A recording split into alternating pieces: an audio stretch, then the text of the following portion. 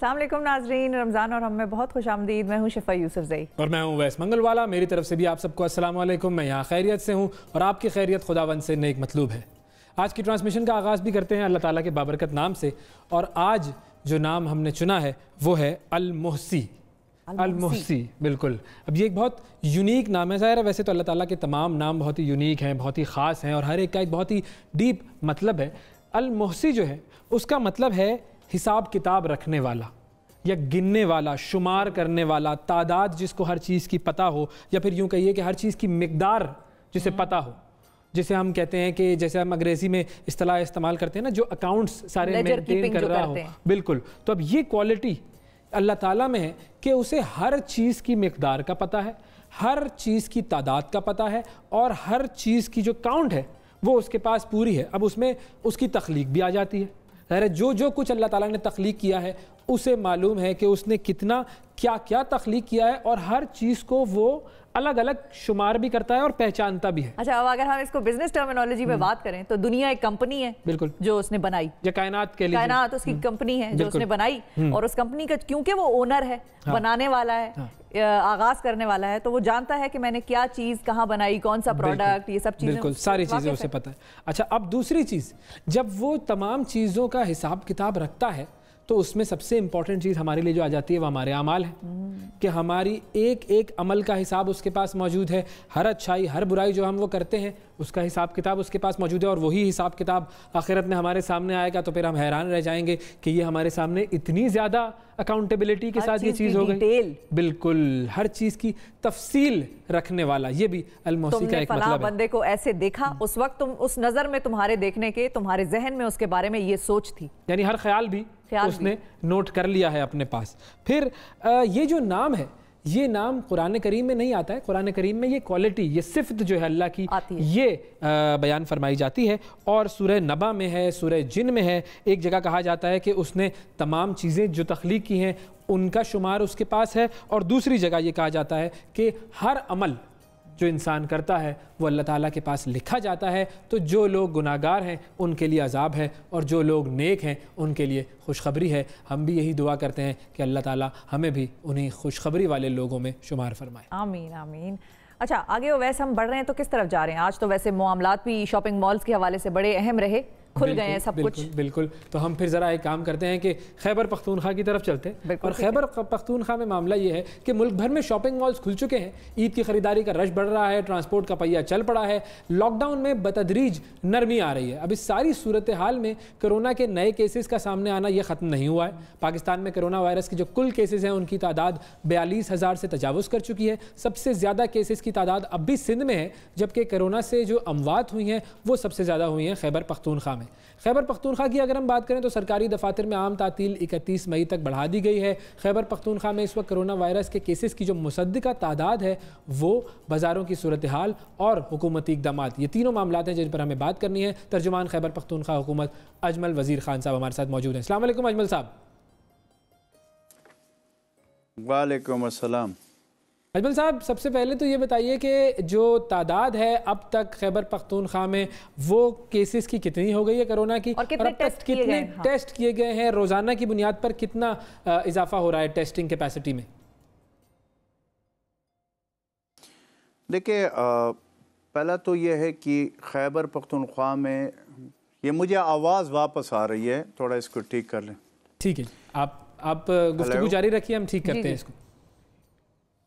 आप बताइए। इसमें जो टेस्टिंग कैपेसिटी के हवाले से मैं दो चीज़ें आपके सामने रखना चाहता हूँ कि जब ये वबा शुरू हुआ तो उस वक्त हमारे पास टोटल टेस्टिंग कैपेसिटी जो थी वो 20 थी, यानी 20। इसको हम बढ़ाते अभी अल्लाह के फजल व करम से वो आगे बढ़ रही है, वो उसको हमने आगे लेकर गए, और इससे भी आगे हमारा टारगेट है कि 5,000 तक हम टेस्टिंग कैपेसिटी आइंदा महीने में हम इंशाअल्लाह ताला इसको पहुंचाएंगे। इसमें यह है कि एक तो हमने जो हमारे खैबर पख्तूनख्वा की जो सरकारी कैपेसिटी है, यानी सरकारी हॉस्पिटल, सरकारी लेबॉर्ट्रीज़ की है, उस पर हमने फोकस किया। ये जो अभी तक हमारी टेस्टिंग कैपेसिटी बढ़ी है वो हमारी जो सरकारी कैपेसिटी है उसको हमने बढ़ाया।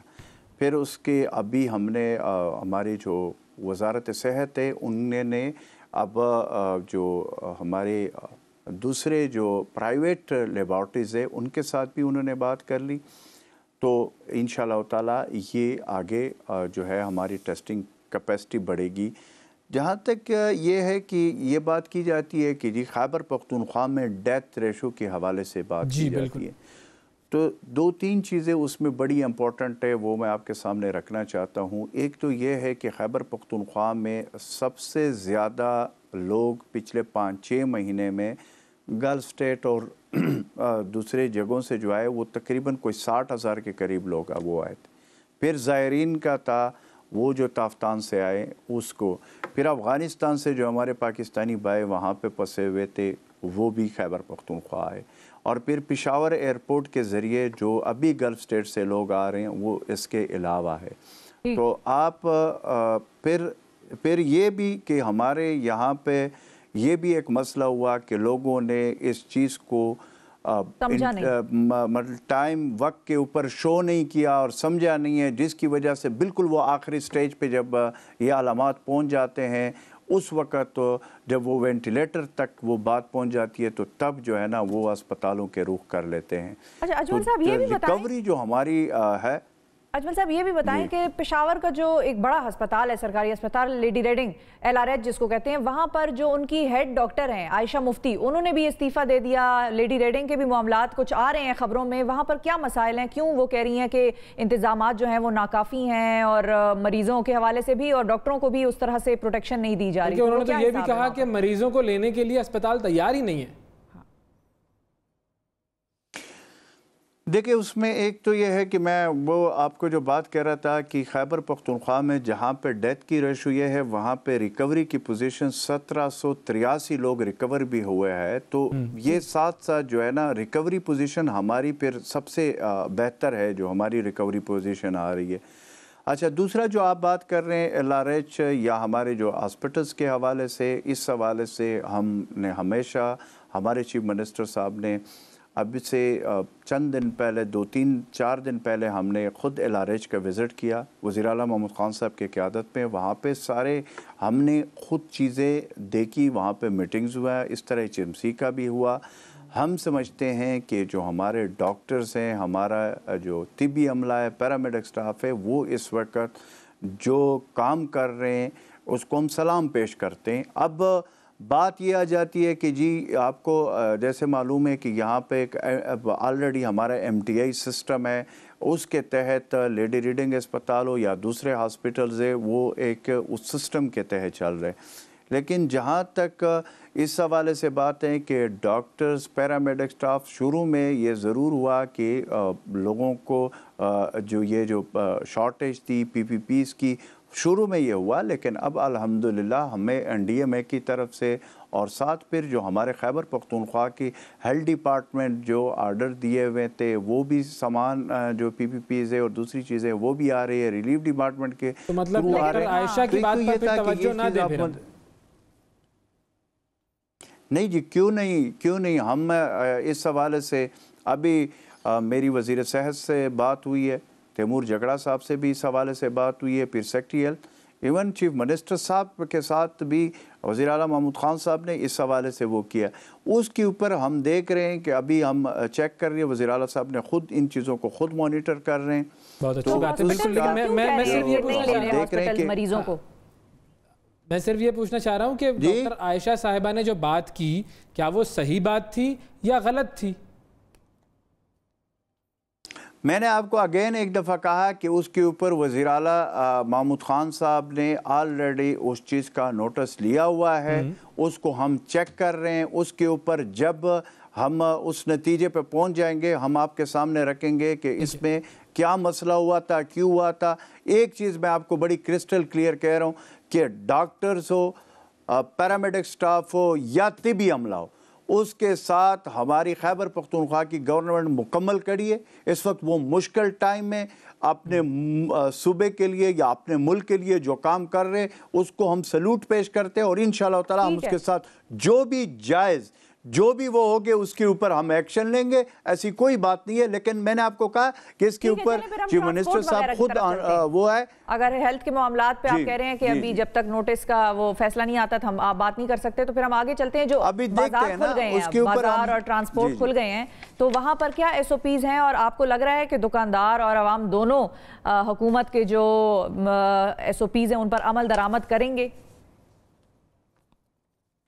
देखिए, दो चीज़ें हैं। एक तो ये है कि हमने जो इंट्रा डिस्ट्रिक्ट और इंटर डिस्ट्रिक्ट्स की जो हमारे वो है जो ट्रांसपोर्ट है उसको हमने खोल दिया आज से, और उसके लिए जो SOPs हमने तय किए उस SOPs के ऊपर हम मॉनिटर कर रहे हैं, हमारे डिस्ट्रिक्ट एडमिनिस्ट्रेशन। और ये SOPs जो बने वो हमारे जो कमिश्नर्स है उन्होंने डिस्ट्रिक्ट में जो हमारी ट्रांसपोर्ट अथॉरिटी है और फिर वो SOPs तय करके फिर ट्रांसपोर्टर्स के साथ डिस्कस किए। हमारे SOPs, अगर आपके पास टाइम हो तो मैं सारे आपको बता दूंगा, लेकिन इतना मैं आपको बताऊं कि हमारे जो SOPs हमने बनाए हैं वो ऐसे SOPs है कि उसके ऊपर किसी को इतराज़ नहीं है। वो क्योंकि हमने उनको जो इस वक्त स्प्रेड होना है या जो ये वबा है उसके लिए जो एहतियाती तदाबीर है उस पर अमल। तीसरा जो हमारा है वो जो किराया है, किराया के हवाले से उसमें ज़ाहिर है किराया स्लाइडिंग स्केल के मुताबिक होता है। उसके हवाले से हमारे ट्रांसपोर्ट डिपार्टमेंट ने ऑलरेडी नोटिफिकेशन जारी किया, और हमारी जो किराया है वो 18 से 25% के तक जो है ना उसमें कमी की गई है। उसका नोटिफिकेशन हो चुका है, अमल दरामद हो। ये बिल्कुल, ये जो हमारे कमिश्नर्स लेवल के उनके साथ बात हुई है, SOPs के साथ बात हुई है। हमारी जो मैंने कहा कि हमारी ट्रांसपोर्ट अथॉरिटी उन्होंने बाकायदा उनके साथ बातचीत करके उसके बाद हमने ये चीज़ें फाइनल की है। क्योंकि असल में दूसरे सूबों में ये हो रहा है कि ट्रांसपोर्ट के हवाले से और जो ताजिर हजरात हैं उनके हवाले से बड़े मसाइल सामने आ रहे हैं। ताजिर भी SOPs पर अमल नहीं कर रहे हैं, ट्रांसपोर्टर्स भी मुख्तलिफ जगहों पर मुख्तलिफ उनके मसाइल हैं। तो अब आपके यहाँ पर जो ताजिरों की बात है और अगर बाज़ारों की बात करें तो वहाँ पर SOPs पर अमल होता हुआ कितना नज़र आ रहा है? ये बात तो बिल्कुल ठीक है, जो SOPs आपने बनाए वो बहुत अच्छे हैं और बिल्कुल सही हैं, सेहत के लिए बहुत ज़रूरी हैं वो चीज़ें, लेकिन पब्लिक अमल नहीं करती, तो वहाँ पर आपको क्या सूरत हाल नज़र आ रही है? देखिए, मैं आपको कल मैंने खुद विज़िट किया यहाँ पे जो पेशावर में है, यहाँ पे हजाम के दुकानों को जो हमने इजाज़त दी थी उनका भी मैंने विज़िट किया। मुख्तलिफ़ स्टोर्स पे मैं गया, बाज़ारों में मैं गया हूँ। मैं समझता हूँ कि खैबर पख्तूनख्वा में जो हमारे कारोबारी हजरात है वो उसको हमने पहले दिन से जब उनके साथ बातचीत हो रही थी मुख्तलिफ़ ट्रेडर्स के साथ, हमने ये कहा था कि ये जो हम खोलेंगे या ये जो नरमियाँ हमारे चीफ मिनिस्टर महमूद खान साहब के क़यादत में हम कर रहे हैं उसमें जो SOPs हो उस पर मनो अमल दरामद होगा। अगर SOPs के ऊपर कोई अमल नहीं करेगा तो फिर मजबूर हम होंगे, फिर हम एक्शन भी लेंगे, फिर हम कारोबार को भी सील करेंगे। हम जो अगर दुकान होगा, अगर कोई भी जो जिसकी हमने इजाज़त दी हुई है उसके ऊपर जो है वो स्ट्रिक्टली उस पर दूसरी राय नहीं। फिर एक ये भी फ़ैसला कल हमने यानी गुज़श्ता कल रात को हमने ये फ़ैसला भी किया कि पहले हमने जो टाइम दिया था, जो दुकानें सोमवार से 4 दिन के लिए खुले जाते हैं उसके लिए हमने टाइम एक्सटेंड कर लिया 1 घंटे। पहले सुबह से लेकर 4 बजे तक था, अब हमने वो 5 बजे तक कर दिया। तो मेन जो चीज़ है वो यही है कि हमने ये हमारा फार्मूला भी है कि जहाँ जहाँ पे SOPs पे अमल होगा वहाँ पे हम मज़ीद नरमियाँ करेंगे, जहाँ जहाँ पे SOPs पे अमल नहीं होगा उसकी वायलेशन होगी वहाँ पे हम एक्शन लेंगे। तो हमने एक तरफ कोरोना वबा से अपनी आवाम की तहफ़्फ़ुज़ करना है और दूसरी तरफ हमने अपने मईशत, अपने कारोबारी, अपने ट्रेडर्स, अपना मज़दूर, अपना ठेले वाला, अपना रेडी वाला, उसका भी हमने ख्याल रखना है, उसको भी हमने चलाना है, मईशत को भी। बिल्कुल सही, ये स्ट्रेटजी बिल्कुल सही है। तो फिर ये बताइए कि सरकारी दफातर जो है वो 31 मई तक क्यों बंद है? वहां पर भी तो SOPs पर अमल हो सकता है। देखिए, उसके लिए भी हमने मैकेनिज़्म बना लिया है क्योंकि ईद के वैसे भी जो है अब छुट्टियां आ रहे थे और आ रहे हैं, तो उसकी वजह से चूँकि ऑलरेडी वो हो चुका था तो उसमें हमने उसको मद्देनज़र रखकर, क्योंकि देखिए दफातर में एक ये प्रॉब्लम है कि पहले भी जब हमने ये फ़ैसला किया था कि दफातर की तरफ लोगों का आना बहुत ज़्यादा हो जाता है। जब दफातर में लोग बैठे होते हैं तो फिर वहाँ पे रश बन जाता है, फिर वहाँ से स्प्रेड होने का। फिर आपको पता है कि जो हमारे सरकारी एहलकार होते हैं डेफिनेटली, फिर उसमें जिस तरह भी आपने बात की है, जो हॉस्पिटल की आपने बात की है, अब हॉस्पिटल में जब लोग इतने ज़्यादा तादाद में जाएंगे, जब आपने अभी LRH की बात की है, तो उसमें भी ये एक इम्पॉर्टेंट मसला है कि LRH हमारा सबसे बड़ा हॉस्पिटल है खैबर पख्तूनख्वा के। उसके ऊपर जब लोगों का रश, पूरे खैबर पख्तूनख्वा का रश उसके ऊपर हो जाता है, उसमें फिर जो हालात है वो आपके सामने।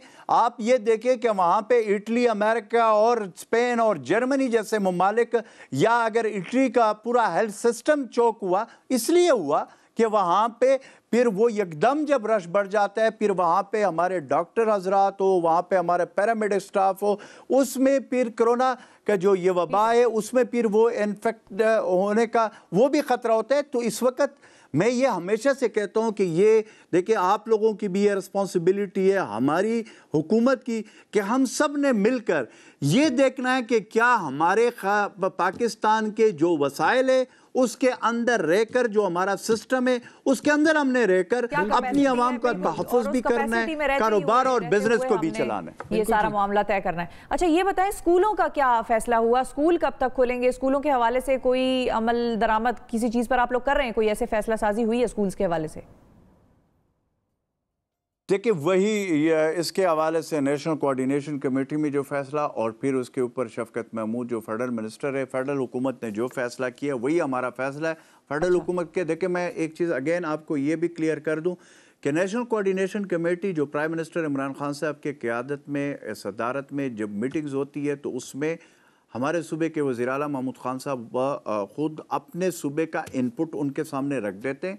फिर उसके ऊपर जो भी फैसला होता है, तो हम जो फैसला करते हैं वो फेडरल हुकूमत के साथ मिलकर और फिर उसको हम आगे इम्प्लीमेंट करते हैं। तो हम अपने तजावीज़ उसमें रखते हैं और उनका अपना इनपुट और उनका फिर मिलकर वो एक फ़ैसला करते हैं। क्योंकि इस वक्त हम समझते हैं कि जो भी फैसले हो वो कौमी लेवल के फैसले हो और ऐसे फैसले हो कि जिस पे कंसेंसस हो, और उसके ऊपर हम ताकि अमल दरामद करें, क्योंकि ये वक्त की ज़रूरत है और हालात ऐसे। ठीक है। अच्छा, अब अगर हम किट्स और जो हम अमला जो इस वक्त लड़ रहे हैं, फ्रंट लाइनर्स जो हमारे डॉक्टर्स हैं, उनके हवाले से अगर हम बात करें तो किट्स की क्या सूरत हाल है? खैबर पख्तूनख्वा में जो PPEs हैं, जो इक्विपमेंट है, वो दस्तयाब है वाफिर मिकदार में? जी बिल्कुल। देखिए, इसके लिए एक पूरा मैकेनिज़्म है। जो आपको पता है कि ये जो PPEs होते हैं, उसमें जो किट्स होते हैं स्पेशली, वो जब एक बंदा पहन लेता है उसके बाद उसको पहनने का वो भी ज़ाहिर है इसकी ज़रूरत बहुत ज़्यादा है, डिमांड बहुत ज़्यादा होती है, बिकॉज़ कि ये हमने डॉक्टर्स, पैरामेडिक स्टाफ और फिर जो तिबी अमला है उसके लिए फ़र्स्ट हम उनका करने। फिर इसके अलावा भी ऐसे हमारे लोग होते हैं कि जो बिल्कुल क्लोज़ कांटेक्ट में होते हैं, जो क्वारंटाइन सेंटर है, जो आइसोलेशन सेंटर है, जो ICUs है, जो हाई डिपेंडेंसी है उसमें होते हैं, उसके लिए एक जो NDMA की तरफ से आ रहे हैं वो है। और फिर दूसरा, मैंने जैसे आपको आगाज़ में ये बात की कि हमारे अपने हमने आर्डर प्लेस किए हुए रिलीफ डिपार्टमेंट, हेल्थ डिपार्टमेंट, वो भी साथ साथ आ रहे। तो जैसे आ रहे वो एक चेन है, उसके मुताबिक वो डिस्ट्रिक्ट में, सिटीज़ में और यहाँ जो मेन हॉस्पिटल है सब में वो जा रहे हैं। आइसोलेशन सेंटर में भी जा रहे हैं, क्वारंटाइन सेंटर में भी जा रहे हैं, वहाँ पे जो है जो हॉस्पिटल्स है उसमें भी जा रहे हैं, डॉक्टर्स सबके लिए। तो उसके ऊपर एक जो वो है इस वक्त एज सच कोई न कमी है, और ये एक बाकायदा एक चैन है जो चल रहा है। तो इसमें कोई इस वक्त कमी नहीं है। ठीक है। अच्छा अजमल साहब, ये भी बताइएगा, अभी सुप्रीम कोर्ट ने भी ऑर्डर किया है कि जो शॉपिंग मॉल्स हैं वो भी खोल दिए जाएं, जो बड़े शॉपिंग मॉल्स हैं जो बंद थे वो भी खोल दिए जाएं। तो खैबर पख्तूनख्वा हुकूमत का क्या इरादा है? देखिए, सुप्रीम कोर्ट का फैसला, उसके लिए सर तस्लीम खम, उस पर हम अमल दरामद करेंगे। फेडरल हुकूमत का ज़ाहिर है इस पे नेशनल कोऑर्डिनेशन कमेटी, इस फैसले के बाद जो भी नेशनल कोऑर्डिनेशन कमेटी का उसके बाद जो भी फैसला होगा उस पर तो दूसरी राय नहीं, उस पर अमल दरामद होगा। ठीक है। और जब हम ये मार्केट्स और सारी चीज़ें खोलेंगे तो उसके बाद आपका क्या अंदाज़ा है कि जो नंबर्स हैं केसेस के, वो कितना ज़्यादा मज़ीद हम एक्सपेक्ट कर सकते हैं? ईद के बाद कितना ऊपर जाएंगे? देखिए, एक चीज़ है कि जो दो चीज़ें इस वक्त बहुत इम्पोर्टेंट है, वो ये है कि अब ये जो सूरत हाल बन गया कोरोना का, आपको भी पता है, मुझे भी पता है और पूरी दुनिया को ये पता है, और ये दुनिया ग्लोबली ये एक फैक्ट है कि इसका कोई इलाज नहीं है। इसका सिर्फ एक इलाज है कि एहतियात करें।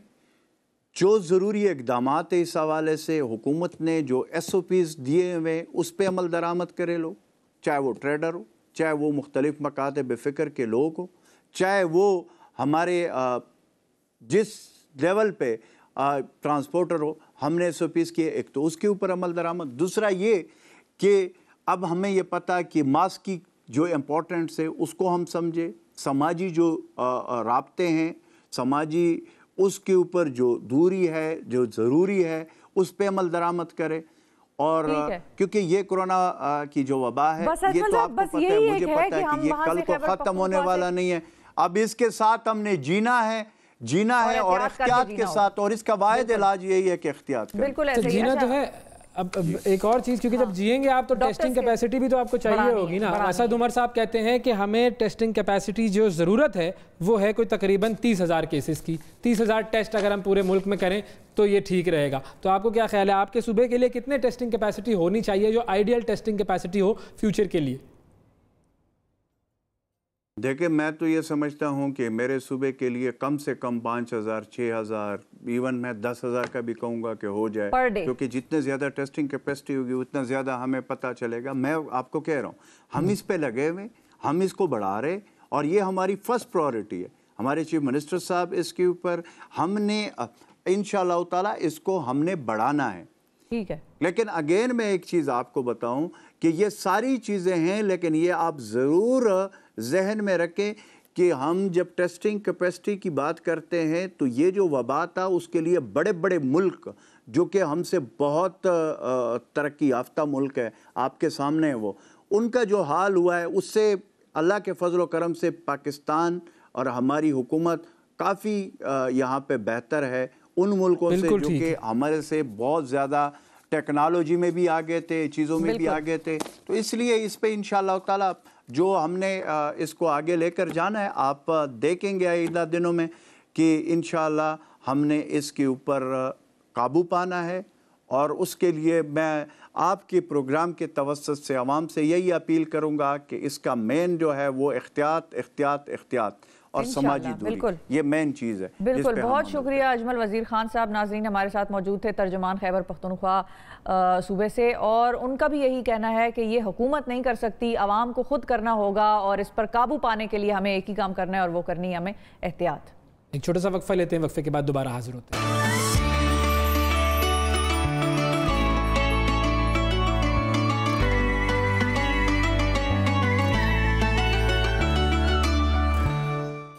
Welcome back to the show. नाजरीन, ट्रांसपोर्टर्स ने हुकूमती SOPs मानने और किराए के साथ सीटों में कमी करने से इनकार करते हुए कहा है कि हुकूमत पर वाजे कर रहे हैं कि खसारे का कारोबार नहीं कर सकते। ट्रांसपोर्टर्स का मौक़िफ़ ये भी है कि किराए में 20% कमी के साथ सीटें कम करने की शर्त मंजूर नहीं है हमें, और हुकूमत ट्रांसपोर्टर तंजीमों के साथ बैठ कर नए SOPs तय करे। बिल्कुल। अच्छा, जो गाड़ी मालिकान हैं उन्होंने टोल टैक्स अदा करने और टोकन टैक्स 1 साल तक मौखर करने का भी मुतालबा किया है। पीर के दिन से सिंध और पंजाब में ट्रांसपोर्ट चलाने का फैसला किया गया था।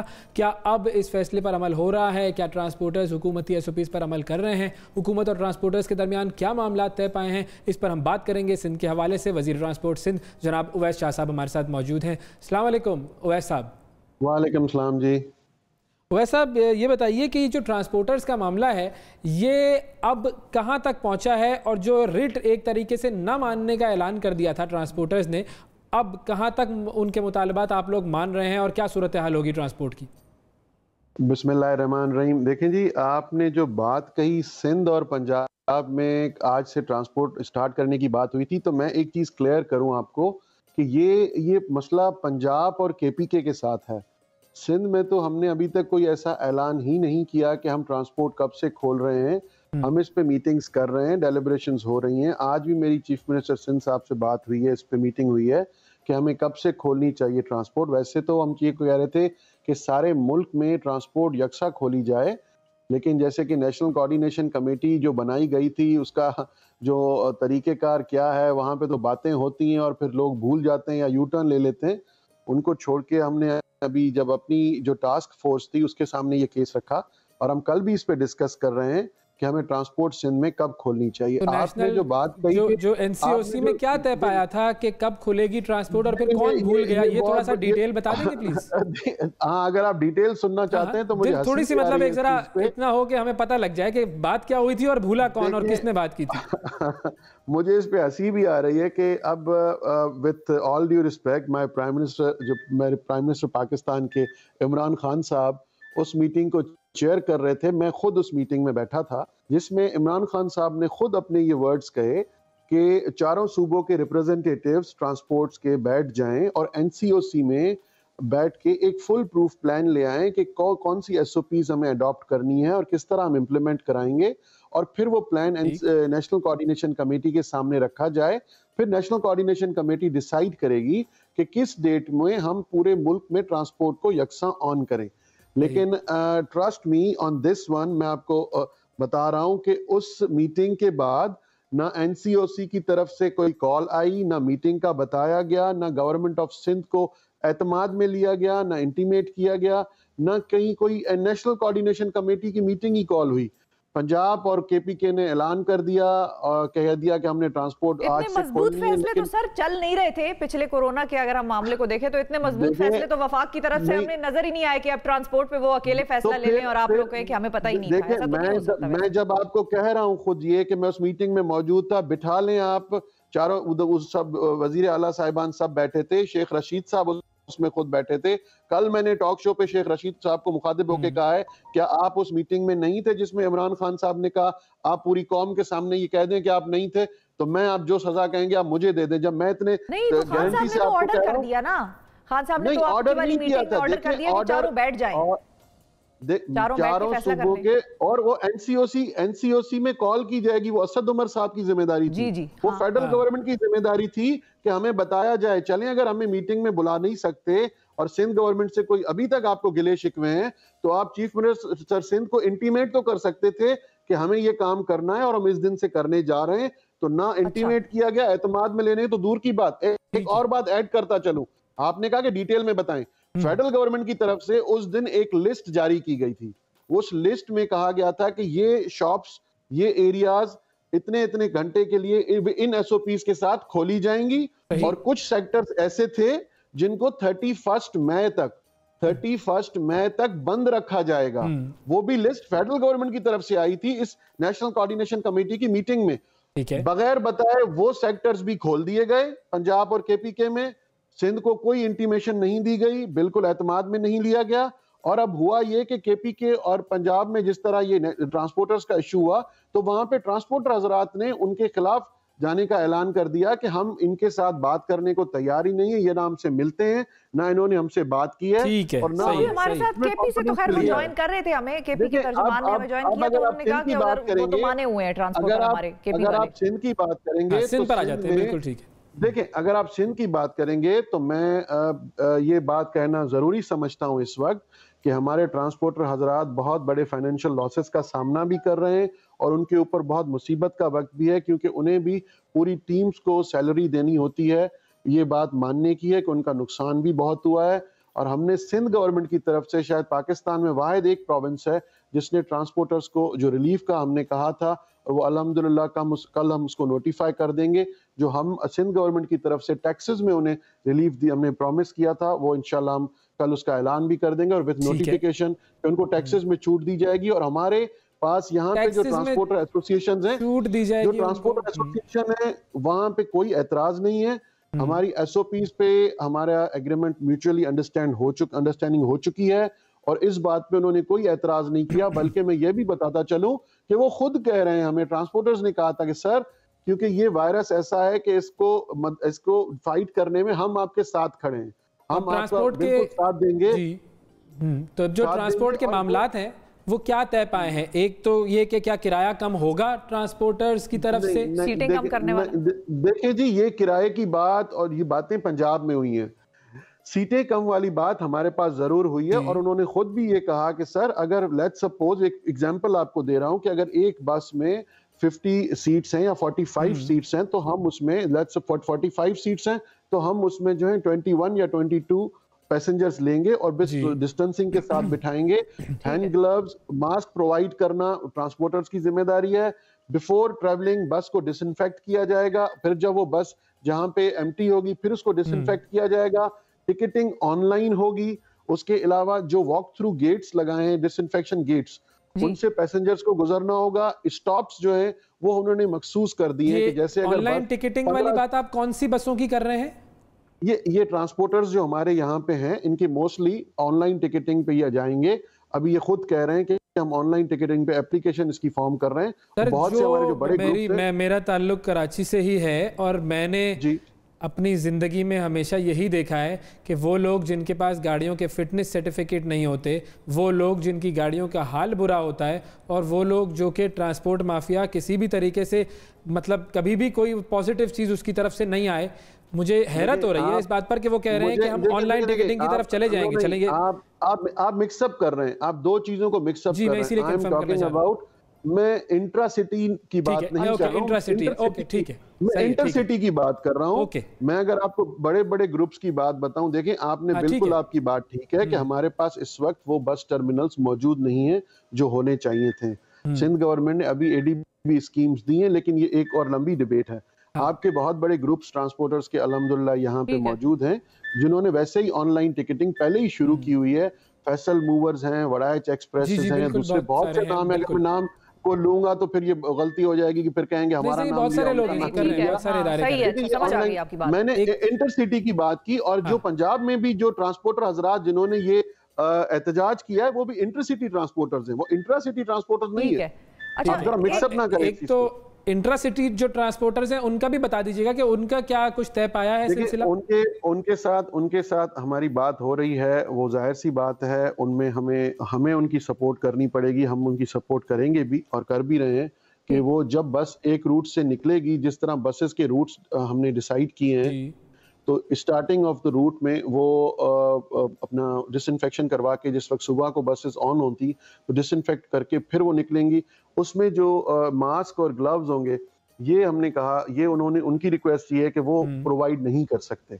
अब इस पे ज़रा उनसे हमारी बात चल रही है कि ये ज़रा कोशिश करें, लेकिन वो ये कह रहे हैं कि हम डिस्टेंसिंग तो बिल्कुल प्रूफ करेंगे कि हम खड़ा भी नहीं रखेंगे आयल पे लोगों को, और कोशिश करेंगे कि डिस्टेंस पे बिठाएं, लेकिन वो मास्क और ग्लव्स पे अभी तक वो कह रहे हैं कि ये गवर्नमेंट ऑफ सिंध हमारी मदद करे। ये बात वैसे तो ये होना ये चाहिए कि जो पैसेंजर आ रहा हो उसी के लिए ये हो कि भाई बस पे चढ़ने नहीं देंगे अगर आपने मास्क और ग्लव्स पहने नहीं हो। ये गवर्नमेंट भी क्यों प्रोवाइड करे? एक आम आदमी जो 20 रुपए का या जितने का भी बस का टिकट ले सकता है, वो अपने लिए मास्क भी खरीद सकता है। बिल्कुल ठीक कह रही हैं आप, बिल्कुल ठीक कह रहे हैं, यू आर 100% राइट। फिर इस पे ये आ जाता है कि आप बसेस तो चला रहे हैं, ट्रांसपोर्ट तो ऑन है, लेकिन फिर उसमें किसी को बैठने नहीं दिया जा रहा, सख्ती की जा रही है। ओल्ड एज पर्सन अगर कहीं खड़ा है, खुद कोई अगर अपनी सेहत का परवाह नहीं करना चाहता तो इंशाल्लाह हो जाएगा, इस पे हम करेंगे। फाइनली ये बता दीजिए जो शेख रशीद साहब के हवाले से जी, कि जो उन्होंने ऐलान किया है कि अब ट्रेनें चल रही हैं, तो मामला तय पा गए हैं, ट्रेनें जो हैं वो परसों से चलना शुरू हो जाएंगी। देखिए माशाल्लाह शेख रशीद साहब बादशाह आदमी हैं। मैंने कल भी उनसे एक टॉक शो पे कहा था कि शेख साहब आप अपनी बातें कुछ कर रहे हैं, आपकी अपनी बातों में इतना तजाद है कि मुझे समझ में नहीं आ रहा कि आप सवाल पूछ रहे हैं या अपने ही सवाल का खुद जवाब दे रहे हैं। वो एक तरफ तो कह रहे हैं कि हमारी 100 से ज़्यादा ट्रेनें हम 30 चला रहे हैं, फिर ये कह रहे हैं कि हमने सारे स्टेशन बंद कर दिए, 4 स्टेशन ऑन रखे, फिर ये कह रहे हैं कि हम SOPs पे भी अमल कराएंगे। अच्छा, मुझे ये समझ में नहीं आ रहा, उन्हें ट्रैवलिंग भी सारे पाकिस्तान को करानी है। अच्छा, दूसरी बड़ी बात, 22 करोड़ हमारी आबादी है, 24 करोड़ उन्होंने टिकटें बेची हैं। अब मुझे ये जुमला वैसे ही कह दिया ना उन्होंने कि भाई मतलब बता रहे थे डिमांड की, मैं आपसे बात करता हूं कि अगर पिंडी से एक ट्रेन चलती है, एक तो ट्रेन हो गई कम, 15 ट्रेन अप जा रही हैं, 15 डाउन जा रही हैं। पिंडी से ट्रेन चलती है, सिर्फ 4 स्टेशन हैं। अगर आपने 4 स्टेशन रखे हैं तो आपके दूसरे जो स्टेशन का रश है वो उन चारों पे आएगा। ऑब्वियसली आपने टिकट्स बेचे हैं तो सारे लोग आएंगे, तो आप चाह रहे हैं ज्यादा खोल लें, ज्यादा मैं ये कह रहा हूँ कि आपके पास जब मैकेनिज्म ही नहीं है, अगर आपने खोलना ही है तो आप पूरी ट्रेन खोल दें। अगर आपको इतना अश्योरेंस है कि आपके पास मैकेनिज्म भी मौजूद है, आप SOPs पे अमल दरामद भी करा सकते हैं। फिर आप मिसाल देते हैं ऐसे कंट्रीज का जहां पे ट्रेन में ये हादसा हो गया, ट्रेन में इतने लोगों का मसला हो गया, वहां पे SOPs फॉलो हो रही हैं। क्या आप उन मुल्कों की तरह SOPs को फॉलो करा सकते हैं? मैंने तो पहले भी ये कहा था कि शेख साहब आप पुराने सियासतदान हैं और समझदार आदमी हैं, ये आप पे और हम पे फर्ज होता है कि हम अपने लोगों की, अपनी कौम की हिफाजत करें। इस वक्त ऐसा है हमें ख्याल करना पड़ेगा, हमें सोचना पड़ेगा, हमसे कोई नाराज होता है तो। लेकिन सर वही बात है ना कि फिर अब स्टेट इंस्टीट्यूशन है, पहले ही वो लॉसेस में है, मजीद वो शेख रशीद साहब कहते हैं कबाड़ा हो जाएगा अगर हमने ना खोला, तो उन्होंने तो अपनी चीज भी सोचनी है ना। मतलब आप देखिए, आपका मतलब ये है कि स्टेट इंस्टीट्यूशन अगर उसको नुकसान होता है या उसको कोई खसारा होता है तो उस पर फिर हम लोगों की जानों का सौदा कर दें, ये तो नहीं। सौदा तो लोगों ने कर लिया ना, सौदा तो लोगों ने ही कर लिया बाजारों में, जो हाल हमने देख लिया इस आवाम का, तो उनके लिए तो आप कुछ भी ना करें तो वो खुद को कुएं में छलांग मार के कहते हैं कि हुकूमत ने कर दिया। तो इस आवाम का तो ये हाल है सर, अब उस आवाम पे तो नहीं बात करें। शेख रशीद साहब ने अश्योरेंस दी है कि वो इस चीज पे खुद SOPs पे अमल दरामद करवाएंगे और SOPs पे 100% स्ट्रिक्टली अमल दरामद होगा। तो हमें कोई एतराज नहीं है अगर वो ट्रेन चला रहे हैं with complete implementation of SOPs, तो बिल्कुल ट्रेन आएगी, हम वेलकम करेंगे सिंध में और हम देखेंगे। और जो इंटरसिटी ट्रांसपोर्ट है उसके हवाले से कोई डेट अगर दे दें कि ये कब तक खुल सकती है? देखिए जी, अब आज तो देखें कुछ डिसीजंस ऐसे भी आ गए हैं कि सारे शॉपिंग मॉल्स भी खुल गए, मसाजिद को भी खोल दिया गया, मतलब जो वो इश्यूज थे कुछ डिसीजंस आ गए हैं, उन पे भी सिंध गवर्नमेंट बिल्कुल इम्प्लीमेंट करा रहा है। तो आज अभी कल हमारी मीटिंग है, हमारी जो टास्क फोर्स है सिंध की, जिसमें हमारे सिविल और अस्करी इदारों के सारे नुमाइंदगान हैं, हमारे तारीख दे सकते हैं मेडिकल एक्सपर्ट पे। देखिए अब कल ही इंशाल्लाह डिसाइड होगा। वैसे हमारा तो ये ख्याल था कि हम इसको ईद के बाद खोलें, लेकिन कल ही हम डिसाइड करेंगे कि इसको कब खोलना है, ईद से पहले या ईद के बाद। बहुत शुक्रिया उवैस शाह साहब, वज़ीर ट्रांसपोर्ट सिंध हमारे साथ मौजूद थे। एक छोटा सा वक्फा लेते हैं, वक्फे के बाद दोबारा हाजिर होते हैं।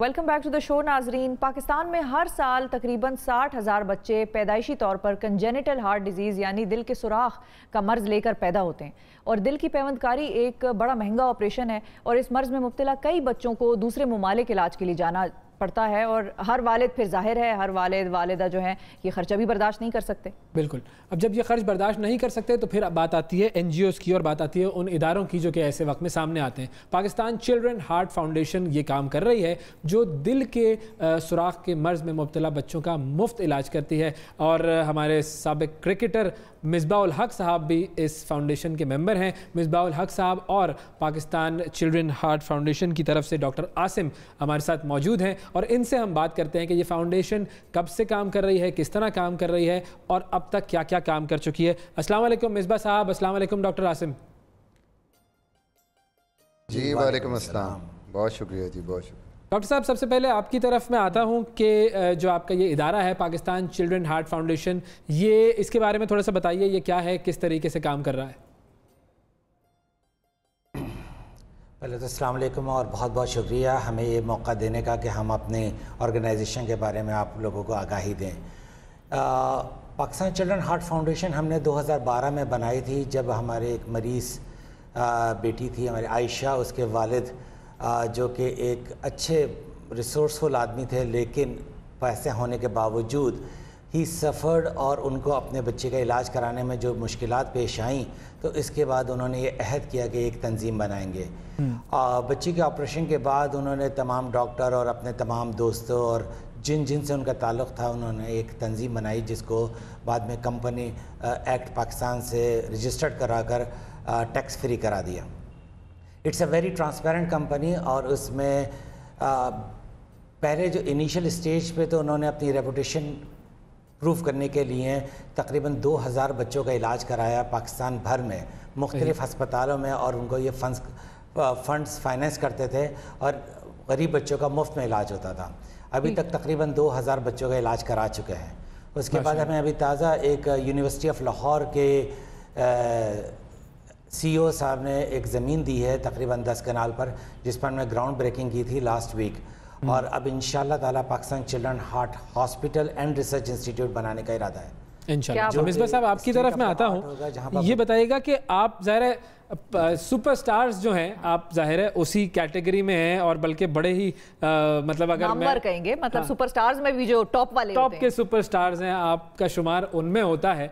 और सुपरस्टार्स की और सेलिब्रिटीज़ की ज़ाहिर है ये एक रिस्पॉन्सिबिलिटी भी होती है और वो इस तरह के पॉजिटिव कॉजेज़ से जुड़ते हैं। तो आप कैसे इस पाकिस्तान चिल्ड्रन हार्ट फाउंडेशन के साथ जुड़े? जी बहुत शुक्रिया आप सब लोगों का मुझे ये मौका देने का।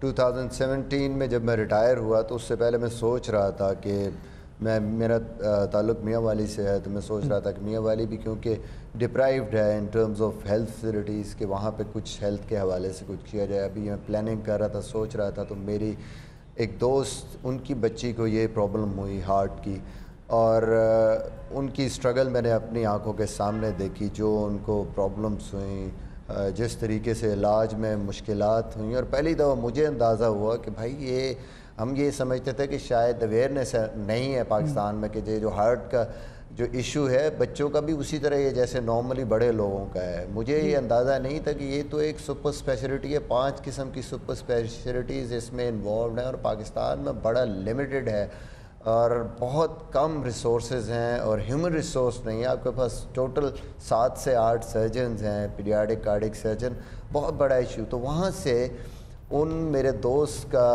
जो है इंटरेक्शन हुआ फरहान साहब के साथ, CEO हैं जो पाकिस्तान चिल्ड्रन हार्ट फाउंडेशन के, उनके साथ मिल के उनकी बच्ची का इलाज हुआ, ऑपरेशन हुआ। और फिर मेरी इनसे इंटरेक्शन हुई, उन्होंने कहा जी हम पहले तो ये इलाज करा रहे हैं, अब हम हॉस्पिटल बनाना चाह रहे हैं, क्योंकि पाकिस्तान का मसला तभी हल होगा जब हम एक रिसर्च एंड ट्रेनिंग इंस्टीट्यूट बनाएंगे, स्टेट ऑफ द आर्ट होगा, और यहाँ पे लोगों को हम ट्रेन करेंगे और अपना ह्यूमन रिसोर्स बढ़ाएंगे, क्योंकि उसके बगैर तो हम इस मसले का हल निकल नहीं सकता। पाकिस्तान में 50,000 बच्चा पैदा होता है, 20,000 को हर साल तकरीबन सर्जरी की ज़रूरत होती है, और हमारे पास कैपेसिटी 3 से 3,500 से ज़्यादा नहीं है ऑपरेशन को, इसी वजह से कि फैसिलिटीज़ भी नहीं है और ह्यूमन रिसोर्स भी नहीं है। तो आई थिंक इसके पीछे यही एक सोच थी कि अपना एक इंस्टीट्यूट बनाया जाए, ज़्यादा से ज़्यादा लोगों को ट्रेन किया जाए यहाँ पे, ताकि इस मसले को फ्यूचर में ख़त्म किया जाए। तो आप कितना इन्वॉल्व होते हैं और किस किस तरीके से इन्वॉल्व होते हैं पाकिस्तान चिल्ड्रन हार्ट फाउंडेशन के साथ? जी मेरी कोशिश है कि मैं बोर्ड ऑफ डायरेक्टर्स में भी हूँ, साथ हूँ इनके प्लानिंग में, हर चीज़ में पूरी तरीके से इन्वॉल्व हूँ। और ज़ाहिर है जो सबसे बड़ा एक मसला है इस हवाले से अवेयरनेस क्रिएट करना, इस मसले का लोगों तक इसको पहुंचाना, कि लोग समझें कि भाई ये मसला है क्या। क्योंकि नॉर्मली जिसको प्रॉब्लम होती है, जिसके करीब करीब घर में कहीं कोई रिश्तेदार या दोस्त के बच्चे को किसी को प्रॉब्लम, उन्हीं को इस चीज़ का पता है, जो इसको सफ़र नहीं करते उनको आइडिया ही नहीं है। तो सबसे पहले तो इसकी अवेयरनेस क्रिएट करनी थ्रू आउट पाकिस्तान, लोगों को पता चले कि ये प्रॉब्लम है। फिर जाहिर है जब मुफ्त इलाज करते हैं और फैसिलिटीज़ आपने लेके आनी है, आपको फ़ंड्स रिक्वायर्ड हैं फंड रेजिंग के लिए, फिर लोगों को इंगेज करना, जितने भी क्रिकेटर्स हैं, दोस्त अहबाब हैं, ये हमें थोड़ा सा एडवांटेज है कि उस पे आके वो इस कॉज का हिस्सा बन रहे हैं। तकरीबन क्रिकेटर्स सारे पाकिस्तान टीम के, फिर शो बिजनेस के लोग हैं, फिर और लोग हैं। तो आई थिंक वो सबसे इम्पोर्टेंट चीज़ है जो कि मैं हेल्प आउट कर सकता हूँ और मैं अपनी तरफ से पूरी तो आपके बाद कौन कौन ऐसे क्रिकेटर्स हैं, अगर आप नाम ले लेंगे तो उनको भी थोड़ी इंकरेजमेंट मिल जाएगी, और लोग भी जो डोनेशंस देने के लिए सोच रहे होंगे उनको भी पता चल जाएगा कि ये नाम पाकिस्तान की क्रिकेट टीम के जुड़ गए हैं इस कॉज से। वो कौन कौन से लोग हैं? देखें, जितने इस टाइम जितने भी प्लेयर हैं, पुराने हैं या नए हैं, शादाब खान हैं, बाबर आजम है, कल भी एक शो में थे, मोहम्मद हफीज़, शोएब मलिक, शाहीन अफरीदी, वहाब रियाज, ये सारे, मतलब मेरी फंड रेजिंग भी फैसलाबाद में हमने की थी, तो पूरी टीम उस टाइम कैंप लगा हुआ था, सारे लोग गए थे, कामरान अकबल थे उसमें। ये सारे लोग जितने इस टाइम टीम का हिस्सा हैं वो सारे फ़ख्र आलम बहुत ज़्यादा सपोर्ट करते हैं और इस में हमारे साथ रहते हैं। ईमन अदाकारा रीमा जो हैं उन्होंने भी काफ़ी इस कॉज को सपोर्ट भी किया। तो आई थिंक ओवरऑल जो भी सुनता है, बच्चों का मामला है, अच्छा रिस्पॉन्स था और ऐसा ही होना चाहिए। कोई भी जी। अच्छा डॉक्टर साहब आपकी तरफ आऊंगी, ये पूछना चाहूंगी आपसे कि अभी तक आपकी फाउंडेशन ने कितने ऐसे बच्चे हैं जिनको सक्सेसफुली ट्रीट कर चुके हैं?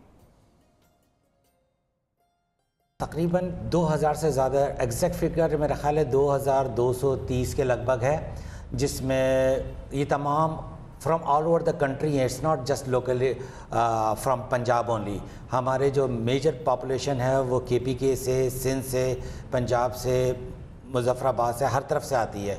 और all over the country PCHF के MOU साइन है विद मल्टीपल हॉस्पिटल्स जहाँ पर उन बच्चों का इलाज होता है। और बिकॉज डॉक्टर साहब ये भी बताइएगा, बताया कि हमारी कम्युनिटी बहुत ही जी। मैं ये भी पूछना चाह रहा हूँ कि ये ज़ाहिर है ये इलाज चूंकि बैरून मुल्क ज़्यादा होता है तो उसकी कॉस्ट बहुत ज़्यादा आती होगी, तो कितनी कॉस्ट आती है इसकी अगर हम किसी एक बच्चे के दिल के सुराख की ट्रीटमेंट की बात करें जो कहीं बाहर मुल्क जाकर हो, और अब जब यहाँ पर होती है ये ट्रीटमेंट तो उसमें कितना फ़र्क आ जाता है और कितनी कम हो जाती है वो कॉस्ट? देखें, अगर आप कंपेयर करें विद द वेस्टर्न वर्ल्ड तो पाकिस्तान में कॉस्ट तो 1/10 भी नहीं आती। अमेरिका जहाँ पर मैं ट्रेन हुआ था वहाँ एक एवरेज दिल के ऑपरेशन की जो कॉस्ट है वो अबाउट $50,000 to $70,000 होती है, जबकि पाकिस्तान में तो $5,000 भी हैं। हम जो यहाँ जो मुख्तलिफ और हमसे हमारी ऑर्गेनाइजेशन के साथ मुख्तलिफ अस्पताल ने एक डिस्काउंटेड रेट्स पर एक एग्रीमेंट भी किया हुआ है, फिर भी बिकॉज इट्स सो एक्सपेंसिव कि 4.5 से 5.5 लाख रुपए लगभग ख़र्चा आ ही जाता है। और 2000 बच्चों का इलाज जो किया है वो 100% ज़कात से किया है। ऑफ नोट ये वाहिद तंजीम है जिसमें अगर आप 100 रुपये ज़कात के देते हैं तो 100 के 100 रुपये बच्चे के इलाज पर लगते हैं। अच्छा। फाउंडेशन अपना तमाम एडमिन अपने डोनर्स से नहीं लेती, वो अपने जो डायरेक्टर्स हैं वो सेल्फ अपने आप को फंड करते हैं और एडमिनिस्ट्रेशन कॉस्ट ज़ीरो होती है फॉर द पेशेंट। अच्छा, ये भी बताइए फाइनली कि जो general hospital and research institute आप बना रहे हैं लाहौर में, उस हवाले से आपको क्या कितनी ज़रूरत है, क्या कितनी कमिटमेंट आप चाहते हैं लोगों से हो? देखें, ये जो एक प्रोजेक्ट है ये अबाउट 125 बेड्स का है, जिसमें अभी फ़ेज़ 1 में कोई 75 बेड हम इंशाल्लाह शुरू करने लगे हैं, जिसके लिए ग्राउंड ब्रेकिंग की है। एक जो हमने एक एस्टिमेट किया है विद बिल्डर्स वो अबाउट 1 अरब 24-25 करोड़ के लगभग है। और वो बड़ा एक आसान सा फार्मूला हमारे एक दोस्त ने बनाया था जो कि इतना ज़्यादा मुश्किल है नहीं, कि इस पाकिस्तान से हमारी अपील ये है कि सिर्फ 1 लाख अफराद हर महीने 1000 रुपये दें फॉर अ ईयर, तो इंशाल्लाह ताला ये अस्पताल 1 साल में बन जाएगा। इंशाल्लाह। बहुत आसान सादा सा फार्मूला है। हमारी दुआ ये है कि ये फार्मूला जल्दी जल्दी इम्प्लीमेंट हो। फाइनली मिसबा साहब, आखिरी चीज़ मैं आपसे भी पूछना चाहूँगा कि ये जो विज़न है जिसको आप भी साथ लेकर चल रहे हैं, आप इस विज़न को फ्यूचर में कहाँ देखते हैं और किस तरीके से आप देखते हैं कि ये पाकिस्तान के बच्चों की ज़िंदगी बदलेगा? लेकिन जाहिर है next generation future of Pakistan है और उसके लिए हमें सोचना चाहिए, और आज अगर हम काम करेंगे तो एक लंबा प्रोसेस है, फिर हम जाके खुद कफील होंगे इसमें। एक चीज़ ज़रूर कहना चाहूँगा कि ये जो 1 लाख लोग हैं जिन्होंने 1000 देना यानी 12,000 साल का, ज़रूरी नहीं मेरे भाई कि जो 12 लाख दे सकता है वो भी कहे मैंने 12,000 ही देना है। ये ध्यान में रखें, ये वो फॉर्मूला है जो बड़ा बाकी आसान लोगों है का उन बोझ लोगों उठा के लिए सकते जो बहुत ज़्यादा अफोर्ड ना कर सकते हैं। ये वो फार्मूला है जो अगर कोई भी स्टूडेंट भी कोशिश करे तो 1-2 पार्टी, 1-2 अपने जो पिज़्ज़ा पार्टी है उसको कैंसिल करके वो आराम से कर सकता है। तो ये वो चीज़ है जो मिनिमम है। तो आई थिंक विजन यही है कि भाई जितने भी हमारे ऐसे बच्चे हैं वो एक नॉर्मल लाइफ गुजारें, वो पाकिस्तान का फ्यूचर बने। एक दफ़ा जिसका ऑपरेशन हो जाता है वो एक नॉर्मल लाइफ गुजारता है बच्चा, तो वो पाकिस्तान की तरक्की में भी और पाकिस्तान के लिए बड़ा रोल प्ले कर सकता है। तो हमें सोचना ये है कि आने वाले वक्तों में हमारे पास इतना स्टाफ और सारा कुछ हो कि हम खुद इस प्रॉब्लम को डील कर सकें, हमारे बच्चे, हमारे वालिदैन बाहर के मुल्कों की तरफ ना उनको ना जाएं। बिल्कुल ठीक है, बहुत शुक्रिया अदा करेंगे मिसबाहुल हक साहब आपका और डॉक्टर आसिम खान साहब आपका भी। बहुत ज़बरदस्त काविश है और हमें करना बस सिर्फ ये है, इस मर्ज़ की कोई कॉम्प्लिकेशन नहीं है सिवाय इसके कि पैसे ज़रा ज़्यादा दरकार होते हैं, तो हम सबको अपना पार्ट प्ले करना है और डोनेट करना है। ब्रेक पर एक जाना है हमें और ब्रेक से जब वापस आएंगे तो दोबारा मिलते हैं।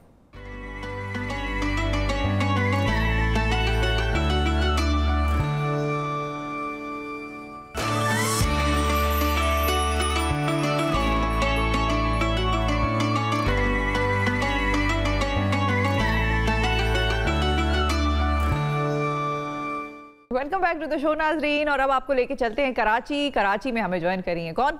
कराची में हमारी आयशा सिद्दीकी। आयशा, अस्सलाम वालेकुम। वालेकुम सलाम, अस्सलाम वालेकुम नाजरीन, क्या हाल चाल है? उम्मीद करती हूँ सब खैरियत से होंगे और आज भी दस्तरखान कोई रौनक बढ़ाने के लिए किचन में मसरूफ़ होंगे और नई नई रेसिपीज ट्राई कर रहे होंगे। और मुझे लग रहा है कि इंशाल्लाह लोगों को मेरी रेसिपी बहुत पसंद आ रही है, तो वो मेरी रेसिपी ज़रूर पसंद करते होंगे और मैं उनकी फरमाइश भी तो पूरी करती हूँ, तो इसलिए वो मुझसे बहुत प्यार करते हैं। तो आज भी हमारे कॉलर थे, उनकी फरमाइश थी कि अल्फ्रेडो पास्ता बनाया जाए, तो आज वो मैं बना रही हूँ। क्या बात है, बड़े दिनों पुरानी आपको ये फरमाइश ख्याल आया, कैसे? लिख के रख दी होंगी ना इन्होंने कहीं पर। अच्छा। अचानक हम प्लान बनाते रहते हैं ना, तो प्लान चेंज होते रहते हैं। फिर उसके बीच में ये होता है कि हम सारी अगर इटालियन रेसिपी बना रहे हैं, कुछ देसी भी बनाए, कुछ मतलब शहर के कोने कोने से रिक्वेस्ट आती है, तो हम कोशिश करते हैं कि सबकी पूरी की जाए। तो बीच में और भी आ गई थी रिक्वेस्ट, तो हमने कहा कि चले। हाँ, पूरे पाकिस्तान के कोने कोने से क्या दुनिया भर के कोने कोने से आ रही है आशा के लिए। दुनिया भर के कोने कोने से नहीं आ सकती रिक्वेस्ट, क्योंकि दुनिया गोल है। दुनिया तो गोल है, उसमें तो कोने। हाँ चले, गोल गोल से आ रही है दुनिया के, ठीक है। ठीक है, अच्छा आज की जो रेसिपी है वो हम स्टार्ट करते हैं। अच्छा जी, ये आज ना इसका सॉस जो होता है वो बहुत अहम है। ये व्हाइट सॉस की तरह नहीं बनता, क्योंकि अल्फ्रेडो का पास्ता का जो व्हाइट सॉस होता है ना, लोग समझते हैं कि व्हाइट सॉस जो बनता है वो नॉर्मल वैसे ही बनता है, लेकिन नहीं बनता, थोड़ी मुख्तलिफ रेसिपी होती है। लेकिन सबसे पहले हम क्या करते हैं, हाँ आज आप गौर से देखें, चिकन को पहले हम सॉल्ट लगा रहे हैं। सिर्फ हम इसमें ज़्यादा चीज़ें नहीं लगाएंगे, हम इसे ग्रिल करेंगे। तो हमने चिकन के बोनलेस ले लिए थे और उसको इस तरह से हमने हैमर कर लिया था ताकि अच्छे से वो गल जाए। फिर हम ब्लैक पेपर लगा रहे हैं, सिर्फ इसका टेस्ट आना चाहिए चिकन में, बाकी जो कि हम सॉस बनाएंगे उसका अच्छा सा टेस्ट आए। तो हम ब्लैक पेपर लगा रहे हैं और नमक लगा रहे हैं। साथ लहसुन का पेस्ट, 1 चाय का चम्मच मैंने लहसुन का पेस्ट लिया है, वो शामिल कर देते हैं और उसे अच्छी तरह हम मिक्स करके इसे रख भी सकते हैं आप 10 मिनट्स के लिए, फिर आप ग्रिल कर लें। लेकिन हमारे पास यहाँ पे टाइम नहीं होता, तो इसलिए हम इसे फ़ौरन ग्रिल करेंगे और फिर आ जाएंगे हम इसके सॉस की तरफ।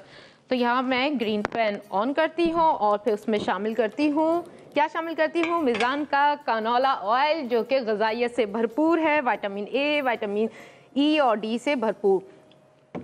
ऑयल बनाते हुए ख़ास ख्याल रखा जाता है मिज़ान का कि कुदरती अज्जा ज़ाया ना हो। ये बहुत ज़रूरी है कि अगर हम कोई चीज़ बन रही है तो उसके कुदरती अज्जा अगर ज़ाया हो गए, वाइटामिन या जो उसमें कुदरती अज्जा हैं जैसे कि सनफ्लावर है इनका, तो क्या होगा कि वो फिर हमारे लिए बेकार हो जाएगा। तो इस बात का ख़ास ख्याल रखते हैं मिज़ान वाले कि कुदरती अज्जा ज़ाया ना हो। ये तो आप बताना मैंने ऑन कर लिया, इसे गर्म कर रही हूँ, सेहत के उसूलों के मुताबिक है। और ये भी बताना भूल गई कि जो खाने का जो टेस्ट है उसको भी अफेक्ट नहीं करता, बरकरार रखता। अरे मैंने बोला है, मैं सोच रही थी आप ये मुझे बताए कि आप लोग फिर बोलेंगे कि ये नहीं बोला। आज मैंने सब बोला है, घुमा फिरा के बोला जरूर है। सही है, ठीक है। यहाँ पे हम असल में चाह नहीं रहे ना कि आपके पैसे वैसे कटें कुछ इस वजह से कुछ कट जाए। अच्छा चले, आप बताइए आगे प्रोसेस। चले, कोई बात नहीं। हाँ, अब वाइट सॉस पे आ जाते हैं। वाइट सॉस बनाने के लिए हम यहाँ पे लेंगे मक्खन, ठीक है। मक्खन हम शामिल करते हैं, इसमें थोड़ा सा ऑयल शामिल करेंगे, जो कि मैं करती हूँ ताकि हमारा मक्खन जो है वाइट है या येलो है, सॉल्टेड है या अनसॉल्टेड है? ये येलो वाला है जी, सॉल्टेड है। थोड़ा सा बिल्कुल 1 चाय के चम्मच के बराबर हमने ऑयल शामिल करा जी। आपके वाइट भी होता है और अनसॉल्ट भी होता है। मालूमात तो एक्सपीरियंस से भी तो आती है ना। हाँ, मक्खन खाया मैंने बहुत, मक्खन लगाया नहीं है किसी को आज तक, यही तो मसला है मेरा जिंदगी का। आयशा आपने लगाया? मक्खन गर्म हो रहा है, हम उसमें मक्खन मैंने चीज़ों को ही लगाया है जो कि आज तक लगा रही हूँ। अच्छा, आप भी लगाती रहे, बस कामयाब हो जाएंगी और फुली कभी ना कभी इंशाल्लाह। ठीक है, यहाँ पे मैं चीज़ें करीब कर लेती हूँ जो मुझे चाहिए। इंशाल्लाह का है ना ऐसा। ठीक है। अच्छा जी, मक्खन में आपने क्या क्या मिला दिया? नहीं मैंने चले मक्खन में अब मैं मिला रही हूँ जो मैं बता रही हूँ कि आपको क्या मिला रही हूँ। मैं मक्खन में डाल रही हूँ नमक, काली मिर्चें 1 खाने का चम्मच, चिकन पाउडर 1 खाने का चम्मच, ठीक है। अब इसमें मैं शामिल कर रही हूँ मायोनीज़। मैंने यहाँ मायोनीज़ लिया है 4 खाने के चम्मच या 1 कप के बराबर, ठीक है। अब इसे थोड़ा सा मैं हिलाऊंगी, अच्छी तरह मिक्स करूँगी और इसमें मैं शामिल कर रही हूँ ऑल पर्पस की क्रीम और फिर ऑल पर्पस का मिल्क शामिल करूँगी। अच्छा, इस सॉस में मैदा नहीं जाता, जो मैंने कहा था ना कि डिफरेंट रेसिपी है, वो इस वजह से कि इसमें हम मैदा नहीं डालते, जो हम भूनते हैं ना पहले मैदा, जी बिल्कुल नहीं जाता इसमें। सिर्फ हम मायोनीज़ का इस्तेमाल करते हैं, दूध और क्रीम का इस्तेमाल करते हैं। अगर के फ़र्ज़ करें कि सॉस गाढ़ा नहीं हो रहा, वो भी मैं आपको यहाँ पे टिप दे रही हूँ कि बाज़ लोगों का जो दूध होता है वो बहुत पतला होता है, तो क्या होता है कि वो गाढ़ा नहीं हो रहा होता, तो उसमें आप क्या कर सकते हैं, कॉर्नफ्लोर में ये, हाँ जी, जैसे लोग बाहर से दूध ले लेते हैं ना, ऑल पर्पस का इस्तेमाल नहीं करते, तो क्या होता है कि उनकी जो होती है सॉस वो पतली हो जाती है। तो उसके लिए यहाँ पे मैं बताने के लिए लाई हूँ कॉर्नफ्लोर। कॉर्नफ्लोर लेंगे हम और उसे दूध में घोल के शामिल कर सकते हैं। अगर कि हमारा सॉस हमारा अगर बोले पतला हो रहा हो, आप लोग तो मेरे साथ शामिल ही नहीं होते। अच्छा, हम जरा सोच रहे हैं, ये जरा टेक्निकल है ना मामला, इसलिए हम जरा सुन रहे हैं, गौर से देख भी रहे हैं, और क्योंकि है भी ये पसंद की चीज़ तो इस वजह से ज़रा ज़्यादा गौर से देख रहे हैं। हाँ ठीक है, तो वही तो मैं पूछती रहूंगी ना कि क्या कहा है मैंने, कि अगर के पतला हो रहा हो तो फिर क्या शामिल कर सकते हैं, कॉर्नफ्लोर शामिल कर सकते हैं दूध में घोल कर।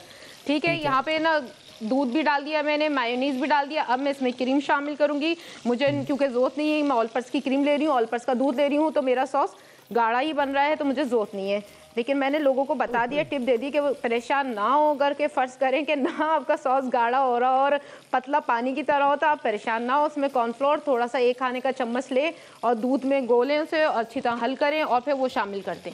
यहाँ पे मैंने 1 पैकेट ऑल पर्पस की क्रीम ले ली है और अच्छी तरह मैं जी इसमें ऑरिगेनो लीव ऐड करूँगी, साथ में इसमें ना शिमला मिर्च ऐड कर रही हूँ, और अगर जैसे इसमें चीज़ नहीं जाती लेकिन लोगों को पसंद होती है तो मैं चीज़ का स्लाइस ले रही हूँ, वो भी ऊपर से सर्व करने के लिए कर दूंगी। आप ये देख रहे हैं मेरा सॉस कितना अच्छा गाढ़ा हो चुका है। हम एक काम करते हैं आयशा, हम जरा लाहौर की तरफ भी जाते हैं और लाहौर में हमारे जो नुमाइंदे हैं अथर वो मौजूद हैं हमारे साथ, और उनसे हम बात करते हैं, उनसे पूछते हैं कि लाहौर में इस वक्त मार्केटों की क्या सूरत हाल है और लाहौर में इस वक्त ट्रांसपोर्ट की क्या सूरत हाल है। अस्सलाम वालेकुम।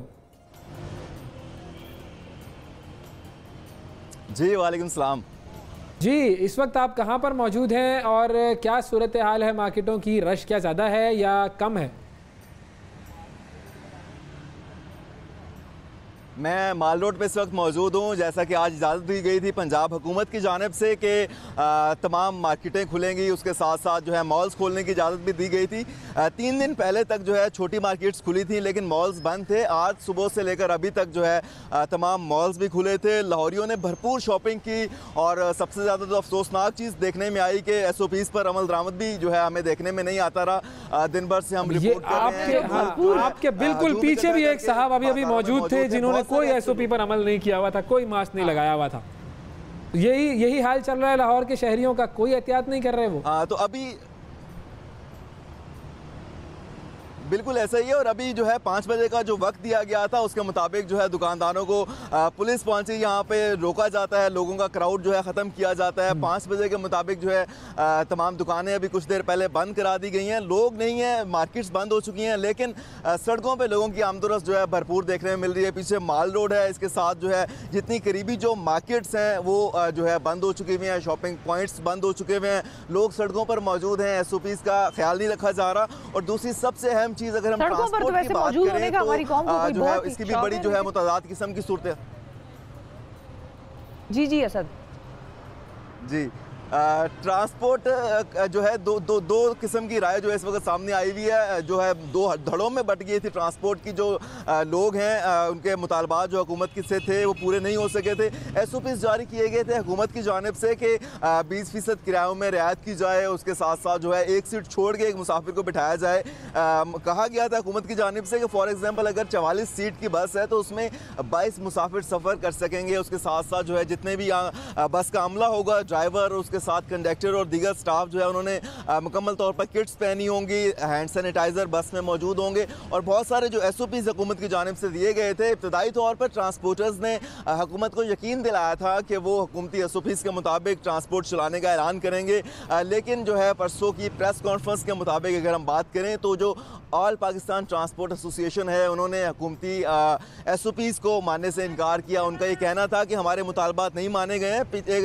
पिछले 2.5 महीने से हमारी बसें खाली खड़ी हैं, कारोबार बिल्कुल मुतासिर हैं। और अगर हम एक सीट छोड़ के एक मुसाफिर को बिठाएंगे, किरायों में 20% कमी करेंगे तो बहुत मुश्किल हो जाएगी। और इसके बाद जो है दो धड़ों में बट गए। जो लारी अड्डा से मुंसलिक जो ट्रांसपोर्ट एसोसिएशन है, उन्होंने ऐलान भी किया था कि आज जो है वो हुकूमती SOPs के मुताबिक ट्रांसपोर्ट को ऑन कर देंगे, लेकिन अभी तक जो है दोनों जानिब से किसी भी किस्म की ट्रांसपोर्ट जो है शुरू नहीं हुई है।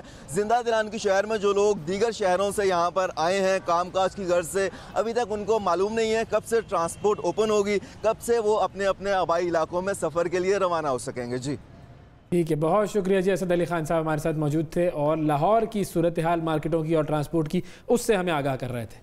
अब आयशा, जी आयशा की तरफ चलते हैं। ये बाजारों की सूरत हाल तो सुन के आपको मायूसी होती है सिर्फ, और कुछ नहीं होता।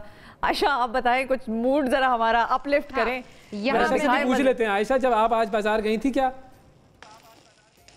नहीं, मैं आज बाजार नहीं गई और मैं बहुत 3-4 दिन हो गए नहीं गई हूँ सिर्फ स्टोर।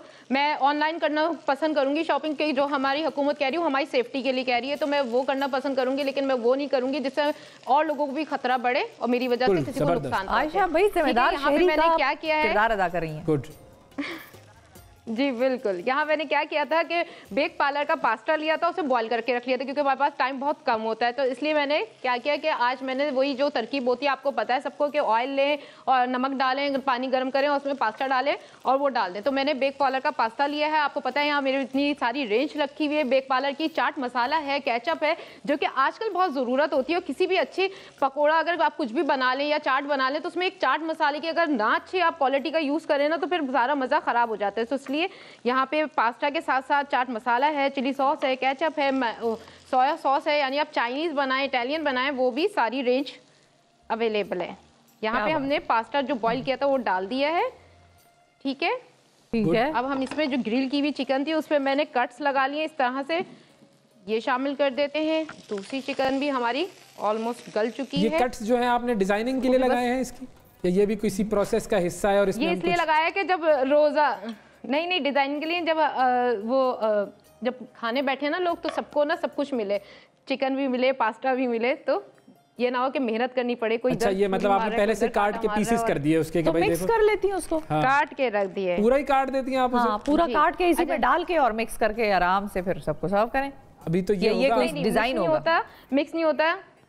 हाँ, मिक्स नहीं होता, वो ऐसे ही सर्व होता है। जो चीज जैसे होती है वैसे होती है। ठीक है, हम यही पूछ रहे हैं, आपसे कंफर्म कर रही हूं मैं। चीज का स्लाइस लगा दिया है। ठीक है, ये रेसिपी हमारी कंप्लीट हो गई है बिल्कुल। आज तो आयशा ट्रेन पे, शेख रशीद साहब की ट्रेन पे हमने बात की थी ना, शेख रशीद साहब की ट्रेन पे आयशा सवार है। आयशा आपके मुंह में पानी आ जाता है ये डिशेस देखकर? जी बिल्कुल आता है, क्यों नहीं आता। मुझे ऐसा लगता है जल्दी से रोजा खुल जाए, ये टाइम हमारे मुंह में तो यही होता है, पानी आ जाता है, ये एंजॉय करूं। हाँ। अच्छा जी, अगली चीज जो है आप क्या बना रही हैं? खोलते होंगे खजूर से। हाँ, ये ना हैदराबाद की मशहूर, बहुत ही मशहूर रेसिपी है। उसको मैंने बहुत गौर किया और फिर सोचा कि बिल्कुल ओरिजिनल रेसिपी आप तक पहुंचाई जाए। और ना क्योंकि मैंने अक्सर देखा है इसकी ओरिजिनल रेसिपी आज तक किसी ने नहीं बनाई, तो मैंने सोचा कि ये रेसिपी मैं आप लोगों से शेयर करूं। जी, ये है गिले फिरदौस है। कौन? फिरदौस आशिक अमान साहिबा, मुझे याद है सिर्फ। गिल, GILL, गिल। गिल, हाँ। गिल के बाद क्या है? गिल, गिल ई, हाँ, गिल ई, आगे गिल जी, हाँ, गिल फिरदौस, गिले फिरदौस। अच्छा, यानी शहबाज गिल और फिरदौस आशिक अवान, इस तरह नाम याद रखेंगे ना? नहीं है, इस रेसिपी में हैदराबाद के लोग इसमें है ना। इधर हमने ऑल पर्स मिल्क ले लिया है जो ग़िज़ाइयत से भरपूर है, और सबसे बड़ी बात कि ह्यूमन टच से पाक है। आजकल इसकी ज़रूरत है कि हमें सफाई का ख्याल रखें। अच्छा आयशा, हम सफाई का ये जो गिले फिरदौस है इसकी रेसिपी आप हमें ज़रूर बताइएगा, लेकिन ज़रा कराची के मामला थोड़े से ज़रा संगीन होते जा रहे हैं गर्मी के हवाले से, तो उस पर भी बात कर लेते हैं। कराची में सूरज ने अपने तेवर दिखाना शुरू कर दिए हैं। महकमा मौसमियात ने गर्म मौसम की पेशगोई करके ख़तरे की घंटी बजा दी है। महकमा मौसमियात ने पेशगोई की है कि आज से 22 मई तक गर्मी की नई लहर समुंदर किनारे कराची को लपेट में ले लेगी। कराची में हीट वेव की सूरत हाल पर बात करेंगे। मेट ऑफिस से सरदार सरफराज साहब हमारे साथ मौजूद हैं। अस्सलाम वालेकुम सरदार साहब, ये बताइए कि अब कराची की जो सूरत हाल, जो प्रेडिक्शन की गई है गर्मी के हवाले से, वो क्या है और कितनी गर्मी रहेगी? जी वालेकुम अस्सलाम। देखें, कुछ लग रहा था कि 4 से 5 दिन गर्मी कुछ 40 से 42 डिग्री के दरमियान टेम्परेचर जाने का था, उसमें से 2 दिन तो गुजर गए खैरियत से, उनमें मतलब हमारी तवक्को के बरक्स इतनी गर्मी नहीं पड़ी। 17 और 18 तारीख को नहीं हुई, आज 37.8 रहा मैक्सिमम टेम्परेचर। अलबत्ता आने वाले 2 दिन हैं, कल का और परसों का, उसमें 40 से 42 के दरमियान टेम्परेचर जाता हुआ दिखाई दे रहा है। तो इतनी शदीद लहर नहीं है, मॉडरेट सी हीट वेव की हमने कहा था, मॉडरेट हीट वेव 3 से 4 दिन पर मोहित हो सकती थी, जिसमें से 2 दिन तो गुजर ही गए। अच्छा। और अगले 2 दिन इम्कान है कि गर्म हो सकते हैं जी। अच्छा, और उसके आगे जो दिन आने वाले हैं, जाहिर है उन्हीं दिनों में फिर ईद भी आनी है। ईद के दिनों में क्या होगा मौसम? ईद के दिनों में बेहतर होगा मौसम इंशाल्लाह, क्योंकि जैसे ये हीट वेव का हमने जिक्र किया था तो उसमें ये इम्कान दिखाई दे रहा था कि जो जनूब मगरब से चलती है, सी ब्रीज चला करती है, कराची की खास फीचर है, वो किसी हद तक ब्लॉक होती हुई दिखाई दे रही थी, जिसकी वजह से हीट वेव की हमने एक तरह से एडवाइजरी की थी। अलबत्ता आगे 21 या 22 तारीख से आगे फिर बेहतर है, मतलब towards the end of May जो है ना वो ठीक रहेगा मौसम। ठीक है, बारिश का तो अभी तक कोई दूर दूर तक इम्कान कराची में नजर नहीं आ रहा जी? नहीं, बारिश नहीं दिखाई दे रही मई के, कम अज कम इन दिनों में तो कोई ऐसा खास इम्कान। मैं अपनी ख्वाहिश के मुताबिक ये सवाल कर लेता हूँ जब भी आप होते हैं हमारे साथ, क्योंकि कराची वाले चाहते हैं कि बारिश हो, चाहे वो खुद कराची में हो या ना हो, लेकिन वो चाहते हैं कि कराची में बारिश हो, अब्र रहमत बरसे। लेकिन हमेशा ये सवाल होता है और तकरीबन जवाब आपका सरफराज साहब हमेशा यही जवाब आता है। थैंक यू जी, बहुत शुक्रिया। सरफराज साहब हमारे साथ मौजूद थे। ऐसी सिचुएशन में फिर हम यही कर सकते हैं कि हम ये कहें कि भाई ओवैस ने तो अपना फर्ज अदा किया, हाँ, कराची वाला होने की बिल्कुल उससे, तो अब हम ये करें कि भाई हम दुआ करें, हाँ, कि अपनी रहमत बरसे। बिल्कुल। आयशा, आपको पता है बारिश क्या होती है? उसमें ना मतलब बादल आ जाते हैं आसमान पर कभी कभी, हाँ, कभी कभी अचानक से ना ऐसा होता है, बड़ा एक इंटरेस्टिंग चीज होती है ये। बादल आसमान पर आ जाते हैं, बादलों से पानी बरसना शुरू हो जाता है। जाके क्या करूँ, नई नई चीज देख रहा हूँ ना। ये बताए समंदर पता है? इस्लामाबाद समंदर तो मुझे हमेशा याद है। क्या होता है? नरम नरम ठंडी ठंडी रेत होती है, ठंडी ठंडी रेत पर जिस तरीके से मैं नहीं पता, जितनी मैंने वॉक की है ना उस रेत पर, बस अब क्या मैं याद दिलाऊं आपको। चले छोड़े, गिले फिरदौस की तरफ आते हैं वापस। बताएं जी, समुद्र पर वॉक करना तो कराची में अहम तरीन चीज है। चले, यहाँ पे मैंने 1.5 किलो ऑल पर्पस का मिल्क शामिल कर दिया है। अब जो इसकी असल रेसिपी है उस पे आ जाते हैं। इसमें चावल शामिल करने हैं। अब चावल जो है वो सिंपल जैसे खीर में शामिल होते हैं इस तरह से नहीं होंगे, बल्कि चावलों को क्या करते हैं हम पहले 2 घंटे के लिए सोक करेंगे। यहाँ पे मैंने बासमती लिए हैं चावल, ठीक है, और उसे मैंने भिगो दिया था, फिर उसको मैंने ना सुखाया, भिगोने के बाद उसे फिर सुखाया, फिर उसके बाद मैंने इसे घी में फ्राई किया। चावलों को घी में फ्राई करते हैं, फिर जब वो घी में फ्राई हो जाते हैं फिर उसमें बिल्कुल बारीक पीस लेते हैं उसे। तो ऐसे करके ये दूध में शामिल करेंगे हम चावल। सिंपल चावल पीस के नहीं करेंगे, पहले उसे भिगोएंगे, फिर उसे सुखाएंगे, फिर उसे घी में हम अच्छा सा फ्राई करेंगे। जब गोल्डन कलर आ जाएगा, अच्छी सी खुशबू आ जाएगी, तो हम उसे पीस लेंगे और फिर वो हम शामिल करेंगे इसमें। ठीक है, इसके और चीजें मैं बताती हूँ कि इसमें जी क्या क्या चाहिए। ठीक है, एक छोटी सी इसके बाद क्या क्या इसमें जाएगा, फिर ब्रेक के बाद आपकी तरफ आते हैं तो देखते हैं कि चावलों के बाद आपने दूध में क्या शामिल किया।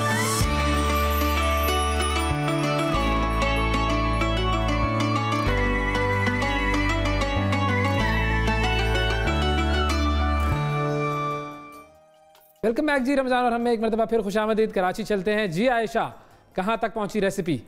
जी, यहाँ पे बिल्कुल चावल गल चुके हैं। यहाँ मैंने 1.5 किलो ऑल पर्पस का मिल्क लिया था, उसे 1 किलो कर लिया था कढ़ा के। फिर उसमें मैंने चावल जो कि पहले भिगोए थे, फिर उन्हें सुखाया था, फिर उन्हें घी में फ्राई किया और फिर उन्हें पीस के शामिल किया था। इसके अंदर फिर मैंने अब मैं चीनी शामिल कर रही हूँ 1 कप के बराबर। यहाँ मैंने बादाम और काजू का पेस्ट बनाया हुआ वो शामिल कर रही हूँ। आप बादाम और ले काजू सकते हैं का 12 से 20 बादाम और काजू का पेस्ट। ये बहुत मजे का इसमें टेस्ट देगा। और साथ ही मैं इसमें शामिल कर रही हूँ कुब्बानी, सूखी हुई कुब्बानी मिलती है, उसके मैंने जो अंदर गुठली होती है वो निकाल ली थी और उसके ऐसे छोटे छोटे पीसेस बना लिए, वो शामिल कर देती, क्योंकि हैदराबाद में ये रेसिपी जो बनती है ना कुब्बानी का, एक मीठा भी बहुत मजेदार बनता है, तो ये इससे थोड़ा मिलता जुलता होगा। साथ में छोटी इलायची का पाउडर शामिल कर रही हूँ। यहाँ पे मैं ले रही हूँ किशमिश, 12 से 15 आप ले लें किशमिश, जितनी आपको पसंद हो। ये सब हमने शामिल कर दी है, हमने चीनी डालते ही सब चीज़ें शामिल कर दी। अब ये चीज़ें गल रही हैं, इतने मैं आपको बताती हूँ इसमें क्या क्या जाएगा। इसमें वेनिला एसेंस डालूंगी, साथ ज़ाफ़रान जो कि मैं लेके आई, इसे दूध में भिगो लेती हूँ, बड़ा महंगा सा, ताकि इसका एक बड़ा महंगा सा और क्या कहते हैं ग़ज़ाइयत से भरपूर होता है, बहुत अच्छा होता है सेहत के लिए। इसे भिगो देती हूँ। जब हम इसे दूध में भिगो के फिर डालते हैं तो फिर बहुत अच्छा कलर आता है, बहुत अच्छा, खुशबू बहुत स्ट्रांग होता है इसका। इतना थोड़ा ही आपकी जो 1.5 किलो कह लीजिए या 2 किलो की खीर बन जाएगी, चीजें डल के डबल, तो बहुत अच्छा टेस्ट देगा। हमारी इतनी चीनी पकड़ी है, आगे इसमें कंडेंस मिल जाएगा, खोया जाएगा। हाँ, खीर नुमा जो मतलब गिले फिरदौस, ये हैदराबाद की डिशेस है। हाँ, हैदराबाद की खीर है। आप इसे खीर नुमा ना कहें, हैदराबादी नाराज हो जाएंगे कि नुमा हैदराबादी खीर है भाई। ठीक है, हैदराबादी खीर है, हम सीख रहे हैं ना, यही समझ रहे हैं। बिल्कुल। हाँ, अब मैं कंडेंस मिल्क भी इसमें शामिल कर देती हूँ, जो कि मैंने 1 कप लिया है, क्योंकि हम चीनी भी शामिल कर चुके हैं। हमने चीनी भी कम ली थी, ताकि हम कंडेंस मिल्क शामिल करेंगे तो मिठास बैलेंस हो जाएगी। इसमें खोया जाएगा, जो कि खोया रहता है। और साथ इसमें किस चक्कर में खोया रहता है ये समझ में नहीं आया अभी तक, क्यों खोया रहता है ये? हाँ, ये पता नहीं, बुनियादी पता ये किसी मीठे के चक्कर में। हाँ, मुझे पता चल गया, ये किसी मीठे के लिए खोया रहता है कि ना कोई मीठा मिले और मैं उसमें मिल जाऊं जाके। अच्छा, तो बस आप इसके खोयापना दूर कर दें। पाइनएप्पल के चंक्स भी मिला दें, खोयापना दूर कर देता है वो, उसे मीठा मीठा करके। जी, यहाँ पे मैंने क्या किया था, पाइनएप्पल लिया था, उसे पाइनएप्पल को उसका एक पेस्ट बना लिया 1 कप का, और 1 कप के चंक्स ऐसे ही रहने दिए। तो ये बिल्कुल आखिर में जाएगा जब ठंडा हो जाएगा। लेकिन अभी जो हम इसमें शामिल करेंगे वो हम शामिल करेंगे इसमें ज़ाफ़रान, जो कि हमने दूध में से घोल के डाल देते हैं। इससे बहुत अच्छा कलर भी आएगा, जायका भी आएगा। साथ वैनिला एसेंस 1 चाय का चम्मच ये शामिल कर देते हैं। फिर हम इसमें खोया शामिल करते हैं, और फिर बाकी की चीज़ें ऊपर से जाएगा बादाम। आपने एक ढक्कन वो अंदाजा होता है ना हमें। हाँ, अंदाजा होता है मुझे ना कि यही तो बात है इनकी। सही। अच्छा, ये खोया मैंने घर में तैयार किया था, पहले भी बताई थी मैंने रेसिपी की, ताकि घर में ही चीजें बनाएं, अच्छी चीजें, हेल्दी चीजें। तो घर में ही मैंने तैयार किया था, पाउडर मिल्क से शामिल किया है, बनाया था मैंने, तो वो शामिल कर दिया। एक कॉलर भी है हमारे साथ, मिक्स करूंगी, उनसे भी बात कर लेते हैं। हसन है रावलपिंडी से। अस्सलाम वालेकुम हसन। वालेकुम अस्सलाम अवैस, वालेकुम अस्सलाम शिफा, अस्सलाम वालेकुम आयशा, कैसे हैं आप सब? वालेकुम अस्सलाम, ठीक ठाक हैं अल्हम्दुलिल्लाह। मैं आपका शो बहुत शौक से देखता हूँ यार, मैं बहुत। अंग्रेजी वाले शौक से या उर्दू वाले शौक से? बात हुई है, कॉल मिल गई है हसन साहब? जी, बड़े दिनों बाद आप लोगों से जो है मैं ट्राई कर रहा था, कॉल मिल गई। मैं हसन साहब, मैं पूछ रहा था कि अंग्रेजी वाले शौक से देखते हैं या उर्दू वाले शौक से देखते हैं? नहीं, उर्दू वाले शौक से देखता हूँ। उर्दू वाले शौक। असल में अंग्रेजी वाला शौक मुझे इस वजह से याद आया कि लोग आजकल आप लोगों का प्रोग्राम देखते हैं ना, तो मुझे ऐसा लगता है मैं 90s के दौर में चला गया हूँ। इतना प्यारा प्रोग्राम होता है। प्यारा program, good, thank you ji, thank you. ये बताएं हसन साहब, ये बताएं कि रावलपिंडी में बाजारों में निकल रहे हैं या कोशिश कर रहे हैं कि घर में ही रहें? नहीं, मैं तो अपनी तरफ से बिल्कुल इस दफा जो है ना वो घर पे ही हैं, ऑफिस जाते हैं और बस घर। बाकी आवाम इस दफा कोई शॉपिंग वगैरह नहीं की थी अभी तक। काम तो ठीक किया आपने, लेकिन बाकी आवाम का क्या हाल है वहाँ पे? बस अफसोस से कहना पड़ता है, बहुत रश है जी। आप जहाँ भी चले जाएं ऐसा लगता है कि आप राजा बाजार में आ गए, इतना रश है आजकल। हाँ, तो उनको देखकर अंग्रेजी वाला शौक लग जाता होगा ना।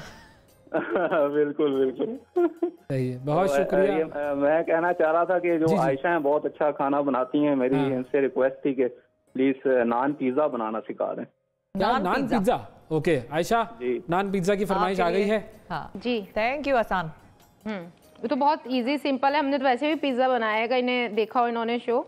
ठीक है। अगले कॉलर हमारे साथ कौन है जी? अस्सलाम वालेकुम। ठीक है, हेलो अस्सलाम वालेकुम। अस्सलाम वालेकुम शबाना साहिबा, कैसी हैं आप? बस ठीक ठाक। मेरी तो बहुत ख्वाहिश थी, मैं मॉर्निंग शो में भी मेरी बहुत ख्वाहिश होती थी कि मैं आपसे बात करूं। मैं कराची से बात कर रही हूं। बिल्कुल। और मैं ये चाहती थी कि मैं जो सवाल करना सोचती हूँ ना, आप दोनों बहुत खुद ही पूछ लेते हैं। अच्छा। बस हमारी फ्रीक्वेंसी आपसे मिलती है, इसलिए कि ना मैं आवाम को जो देख रही हूँ, मुझे इतना दिन से शौक हो रहा है। मैं 3 महीने से घर के अंदर हूँ, मेरे 3 लोग हैं हम लोग, लेकिन ना बड़ी मुश्किलों से बाहर कोई सामान लेने के लिए मेरे हस्बैंड जाते हैं, वरना फिर अंदर आ जाते हैं स्प्रे करके सारी चीजें। ये सबके घर में ऐसा ही हाल है, जिन लोगों को समझ में आ गया है कि ये कितना खतरनाक है। लेकिन मुझे अफसोस इस बात का है कि इतने साल से हम ईद मना रहे हैं, और ईद बहुत बड़ा तोहफा है। आप लोग मतलब लोग कह रहे हैं गरीबों को दो, गरीबों को दो, तो ईद में कपड़ा बनाना जरूरी तो नहीं है ना। आप गरीबों को वो पैसे दे दें। आप हुजूम देखें कराची, ऑफ माय गॉड, मैं तो टीवी में देख कर परेशान हो रही होती है। दुआ करें शबाना साहिबा, दुआ करें इस आवाम के लिए भी और इस मुल्क के लिए भी दुआ करें। आने वाले दिन तो बहुत मुश्किल नजर आ रहे हैं। देखिए, आप लोग ये कहते हैं ना कि फासले रखो, जब हम ईद ही नहीं मिलने जाएंगे तो शॉपिंग कैसी? हाँ, ये बात भी सही है, बिल्कुल। ये एक और प्रॉब्लम की तरफ आपने निशानदेही कर दी है कि कपड़े अगर खरीद रहे हैं तो ये भी माइंड में रखिए कि ईद मिलने भी जाएंगे फिर। हाँ, तो फिर लोगों के जहनों में तो होगा ही। और आप यकीन जाने लोग हाथ मिला रहे हैं, हम लोग हमारे घर कोई गेट पे आता है एकदम मैं तो कहती हूँ नहीं कोई बात नहीं, सलाम कर लो, सलाम बहुत है। लेकिन ईद मनाने का मकसद ऐसा लग रहा है जिंदगी में पहली दफा ईद आई है या शायद आखिरी दफा ये जिंदा रहेंगे तो अगले साल खुशियों में ईद मना लेंगे इंशाल्लाह। बिल्कुल सही बात है, ये लोगों को जरा शऊर की जरूरत है। हमारी तो कोशिश ये है कि शऊर जरा फराहम करते रहें। मैं आप दोनों बहुत अच्छा प्रोग्राम करते हैं, मेरे दिल की आवाज आज मैंने कराची से कितने दिन से चाह रही हूँ मैं फोन करूँ, मेरे दिल की आवाज आप दोनों बोल रहे होते हैं, लेकिन प्लीज आप लोग ये कहें कि ना इतना हंगामा ताजिरों ने मचाया, इतना हंगामा सबने मचाया और सब खुल गया, अब क्या होगा? क्या हमारे बस में होगा बचाना कोरोना से? नहीं, अब तो हमें इसके साथ ही जिंदा रहना पड़ेगा। और इमरान खान साहब ने भी, वजीर आजम साहब ने भी कह दिया कि बस अब तो इसके साथ रहना है और ये तो होगा बस। किसी और मुझे पता, लेकिन किसी को क्या पता आपके बराबर में कौन चल रहा है? जी बिल्कुल, क्या पता आपके घर कौन आया? बिल्कुल ऐसा ही है, यही मामला। बहरहाल आपका प्रोग्राम बहुत अच्छा है, मुझे बहुत खुशी हुई आपसे बात हमारे लिए दुआ करती रहें। और प्लीज आपका पैगाम भी शबाना साहिबा पूरी कौम ने सुना है, बहुत जबरदस्त बात आपने की है जो भी की है, बहुत शुक्रिया। हाँ जी, तो आयशा अब बताइए, सुन लिया पैगाम आपने शबाना साहिबा का? जी बिल्कुल सुन लिया। मैं तो कह रही हूँ कि इसी पे आप सबको अमल करना चाहिए, और अगर ईद बना रहे हैं अपने घर में बनाए, अच्छे कपड़े पहने, तैयार हों और अच्छे अच्छे खाने बनाएं और फिर आपस में ही मिले जुले बातें करें, क्योंकि इतना अर्सा हम लोग एक दूसरे से दूर रहते हैं। हाँ, और दिन मोबाइल बंद करके ना अंदर रख दे और फिर अपने फैमिली वालों के साथ टाइम गुजारें तो वो ज्यादा बेहतर है। यहाँ पे खीर बिल्कुल तैयार हो गई है, मैंने चूल्हा बंद कर दिया था। अब मैं इसमें पाइनएप्पल जो मैंने पेस्ट बना लिया था वो शामिल कर देती हूँ, और साथ ही फिर मैं इसे डिश आउट करूंगी। ऊपर से काजू, बादाम, चेरी, जो रेड चेरी आती है ग्रीस हुई हुई वो, और पाइनएप्पल के चंक्स जो कि मैंने बारीक चॉप कर लिए थे वो शामिल कर दूंगी। थोड़ी सी अब आप एक काम कीजिए, आप इसे डिश आउट करें। हाँ, डिश आउट कीजिए। हमारे साथ एक और कॉलर है। अस्सलाम वालेकुम। वालेकुम सलाम सर, क्या हाल है? ठीक है, बिल्कुल ठीक। काजिम साहब दुबई से? जी काजिम अबू धाबी से बात कर रहा हूँ, आप सुनाइए। अबू धाबी से? हमें दुबई बताया गया। जी सर। आपने क्या पहले दुबई कहा था? जी काजिम अबू धाबी से बात कर रहा हूँ। अच्छा, हमारे वाले दुबई को, अबू धाबी को दुबई समझे। देखिए Dubai, Abu Dhabi, Sharjah, Ras al Khaimah, ये सब दुबई है ना भाई, सब एक ही जगह है, बस इसको सारे लोग दुबई समझते हैं। सात रियासतें हैं ना, तो इसलिए जिस रियासत में हम रहते हैं उसका नाम अबू धाबी है। सही है जनाब, बताइए क्या सूरत हाल है, जरा बताएं ना। दुबई, अबू धाबी, दुबई में कोरोना की, मार्केटों की क्या हालात हैं, जरा बताएं। जी सिस्टर, बहुत ही ज्यादा, तकरीबन हर दिन ही नए केसेस सामने आ रहे हैं, हर दिन नए केसेस आ रहे हैं। खुले में है या बंद है बाजार? जी तकरीबन रात के टाइम पे खुलते हैं, तकरीबन 7 बजे से लेकर रात 10 बजे तक तकरीबन। अच्छा, फिर तो बहुत रश हो जाता होगा उसमें? नहीं सर, इतना ज्यादा रश नहीं है जिस तरह पाकिस्तान में होता है, तो नॉर्मली होता है, तकरीबन बहुत ज्यादा डिस्टेंस होता है। सही, ठीक है, चलें, ये तो कोरोना की गुफ्तगू हो गई। अब बताइए। उन्होंने पूछा वैस भाई ठीक ठाक है? बिल्कुल ठीक, अल्लाह का शुक्र, जबरदस्त, बेहतरीन, आपकी दुआएं हैं और पूरी कोशिश है कि हम तो डेली आपका शो देखते हैं सिस्टर। हम तो बस ऐसे ही चल रहा है जैसे आप सब लोगों के लिए। हाँ, आप सब लोगों के लिए रोजाना आते हैं, तैयार होकर बैठते हैं, गुफ्तगू करते हैं। बहुत ही ज्यादा खुशी होती है, बहुत ही ज्यादा खुशी होती है। और सिस्टर आयशा सिद्दीकी जो ये बनाती हैं किचन में, बहुत अच्छा लगता है। आयशा आज तो हमारी कोई बड़ी मुश्किल सी डिश बना रही है, नाम भी उसका मुश्किल और बनाने में भी जरा मुश्किल लग रही है, गिले फिरदौस। हम इनसे असल में गिले करते रहते हैं ना कि भाई ये खाना आप अकेले बना के खा लेती हैं, तो ये गिले फिरदौस इन्होंने बना दिया आज। थैंक यू काजिम साहब, बहुत शुक्रिया। अच्छा जी, शकरगढ़ से भी कॉल है हमारे साथ। अस्सलाम वालेकुम। जी वालेकुम सलाम भाई। सलीम साहब कैसे हैं? जी अल्हम्दुलिल्लाह, अल्लाह पाक का शुक्र है, आप सुनाएं सब ठीक? बिल्कुल ठीक। ये नाम आपके शहर का जो है ना बड़ा अच्छा है, शकरगढ़, और मुझे पूरी उम्मीद है कि ये जो शक्कर जैसी मिठास जो है तो वहाँ के सारे लोगों में है। जी अल्हम्दुलिल्लाह पूरी मिठास है। ये शकरगढ़ तो आपका एक बॉर्डर एरिया है हमारा पाकिस्तान का। बिल्कुल बिल्कुल बिल्कुल। तो इस नाम के बारे में कुछ बता सकते हैं? शहरी के वक्त आपका हम प्रोग्राम देखते हैं। अच्छा। आप रोजाना किसी न किसी मुल्क की तारीखी सैर करवाते हैं। जी जी जी बिल्कुल।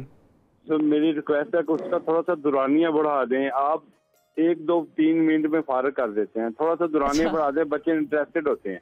अच्छा, बच्चे इंटरेस्टेड होते हैं। बिल्कुल हाँ, ठीक है, वो लर्निंग की एक बड़ी अच्छी एक्सरसाइज है। बच्चों की तरफ से कमेंट्स आए हैं, हमें सोशल मीडिया पर भी आए हैं। बहुत ज़्यादा पसंद किया जा रहा है वो सिलसिला, और उसको हम आगे भी इंशाल्लाह जारी रखेंगे। अब ये है कि चूंकि वक्त हमारे पास बहुत सारी चीज़ें होती हैं ना प्रोग्राम में, तो हम चाहते हैं आपको हर चीज़ थोड़ी थोड़ी टेस्ट करवा दें, और फिर अगर आपके अंदर मजीद चाह उस चीज़ की जागे तो अगले दिन दोबारा, तो फिर अगले दिन थोड़ा सा और ले लें। बाकी फिर आपके पास यूट्यूब और सारा जो इंटरनेट पर मवाद है वो मौजूद है, वहाँ से भी आप रिसर्च कर सकते हैं। लेकिन ये आपने फीडबैक अच्छा दिया, हम ज़रूर इस पर जो है वो कोशिश करेंगे। बिल्कुल। और कोरोना से एहतियात ज़रूरी है, ये इंपॉर्टेंट बात है। शकरगढ़ में क्या मामला चल रहा है? जी सर, 53 डेज में हमने अपनी शॉप क्लोज रखी है। अच्छा, और अब? ठीक है, अब अल्हम्दुलिल्लाह कल से दोबारा ओपन किया। पिछले वीक में भी 4 दिन काम किया और अब भी काम किया है अल्हम्दुलिल्लाह। 5 बजे आज भी शॉप क्लोज कर दी है। गुड, सही है। और जो लोग आ रहे हैं वो कोई एहतियात कर रहे हैं या नहीं? सर बहुत प्रॉब्लम है, बहुत मुश्किल से समझाना पड़ता है। समझते हैं या नहीं समझते? हर चीज को मैनेज करने के लिए अलहदा से बाहर आदमी खड़े किए हुए हैं ताकि वो 1 बाय 1 शॉप के अंदर इंटर करे, एक एक करके। बिल्कुल सही है, बहुत अच्छा काम किया आपने। सलीम साहब, आप कम से कम इतना कोशिश कर रहे हैं, कोशिश ही कर सकते हैं ना। अब हम जबरदस्ती तो किसी के साथ नहीं कर सकते, लेकिन कोशिश करने वालों को भी आजकल अगर हम कहें तो उनको भी दाद जाती है कि भाई ऐसी आवाम को संभालना तो किसी के बस की काम बात ही नहीं है। बहुत शुक्रिया सलीम साहब। एक छोटा सा ब्रेक लेते हैं और ब्रेक के बाद दोबारा हाजिर होते हैं।